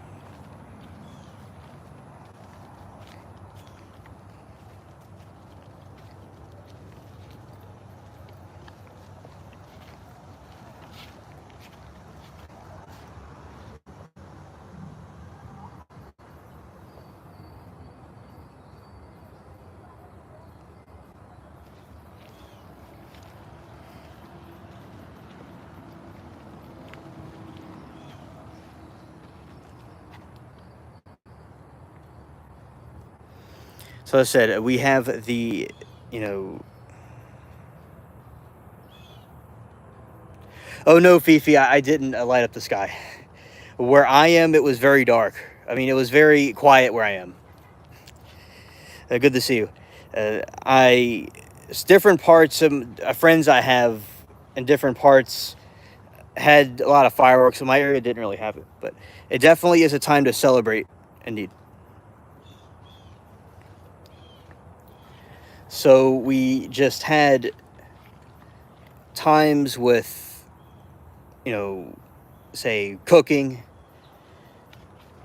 you know, having celebrations, time with friends, family. That is the what I did personally. But yeah, it was surprisingly quiet where I am. Usually it's like World War III.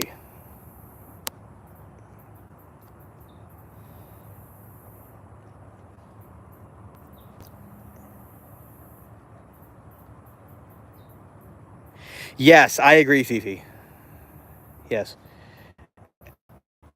And another problem with it, the animals and people that are veterans don't like it because of the, you know, PTSD and people that had issues with, you know, animals, things like that. So, yeah, and also it causes fires and it can hurt people's limbs too.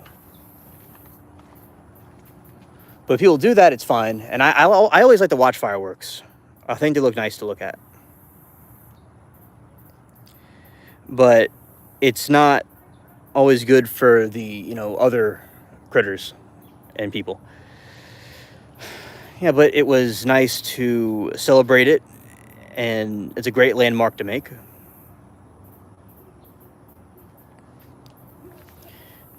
We stayed one country.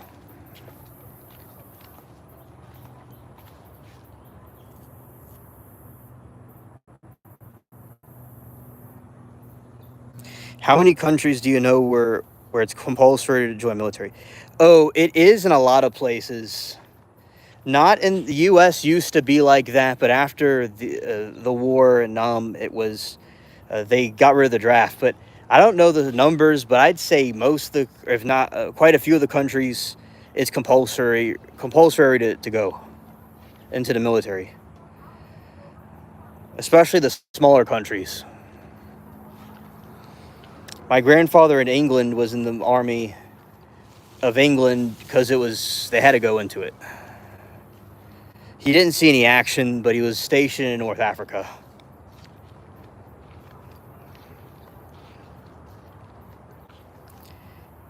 There was no wars going on at that time.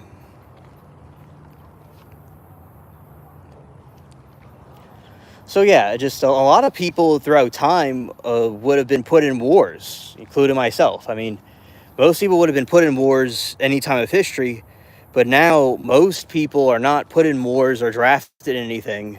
We really live in one of the best eras in human history. And it's, easier now than more than ever to have a life, without that stuff. And, people could have various different ways of doing communication or finances. Is much different now than it was in the past.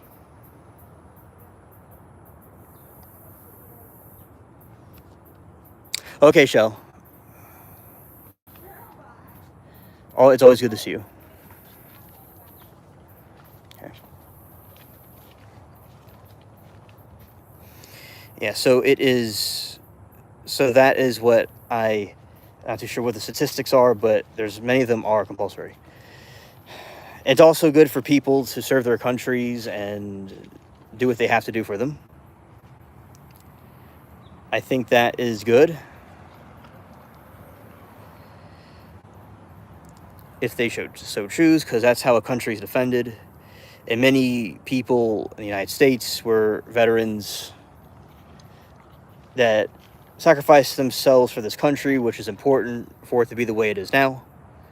So yeah, it is certainly the people in the militaries are very important as well. It's like you have a door that's locked, and you have defend the door that's locked from outside influences. I think it's very important.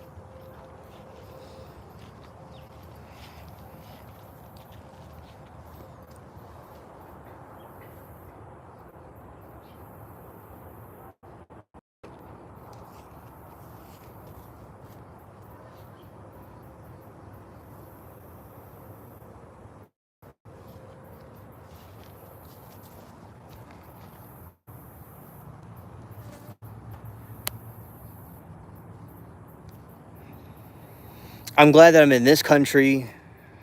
I could have hypothetically, this would be nearly impossible, but I could have been in England, but I was born here, and I'm glad I was born here and raised here.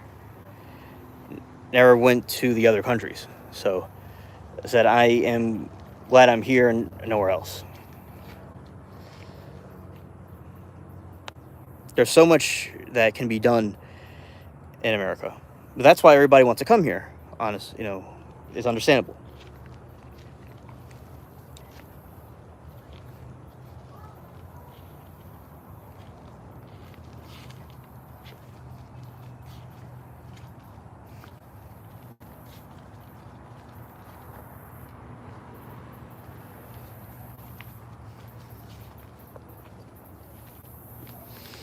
I think the United States needs to be united, not divided. It's important.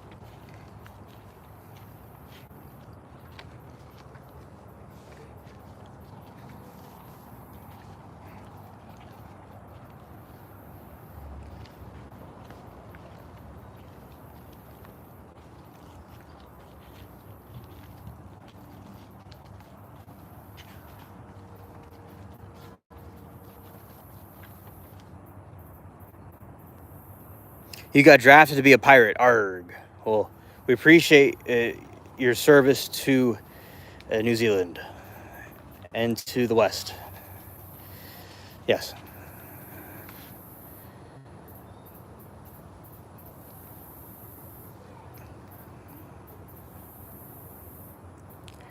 Arg.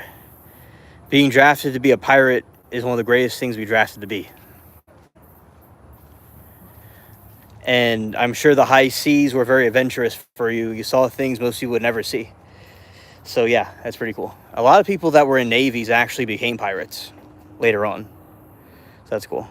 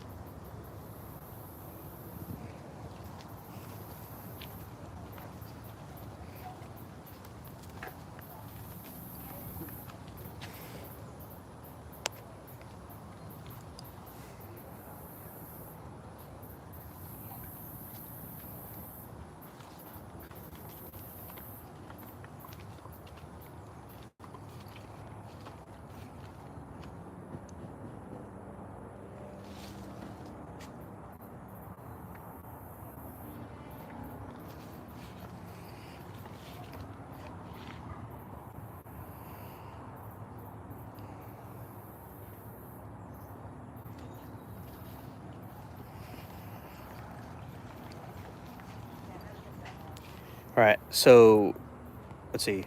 I want to volunteer now for Space Force UAP captain like you, sir. It'll be honored to have you aboard.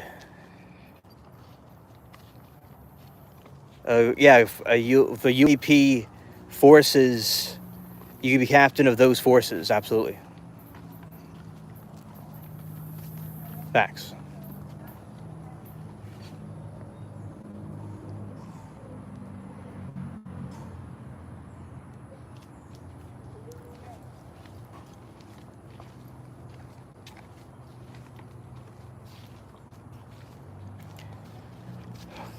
Okay, weather's better now, but it's still, it's still kind of like gonna get bad.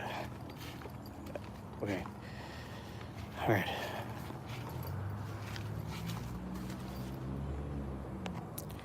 So shout out to Mark. That's really cool. Okay, so this point in time, this stream will be ending, and soon we'll be doing one of the trial streams when it goes live. And it will be a hearing. This has been a very great Garden Live, by the way. Excellent.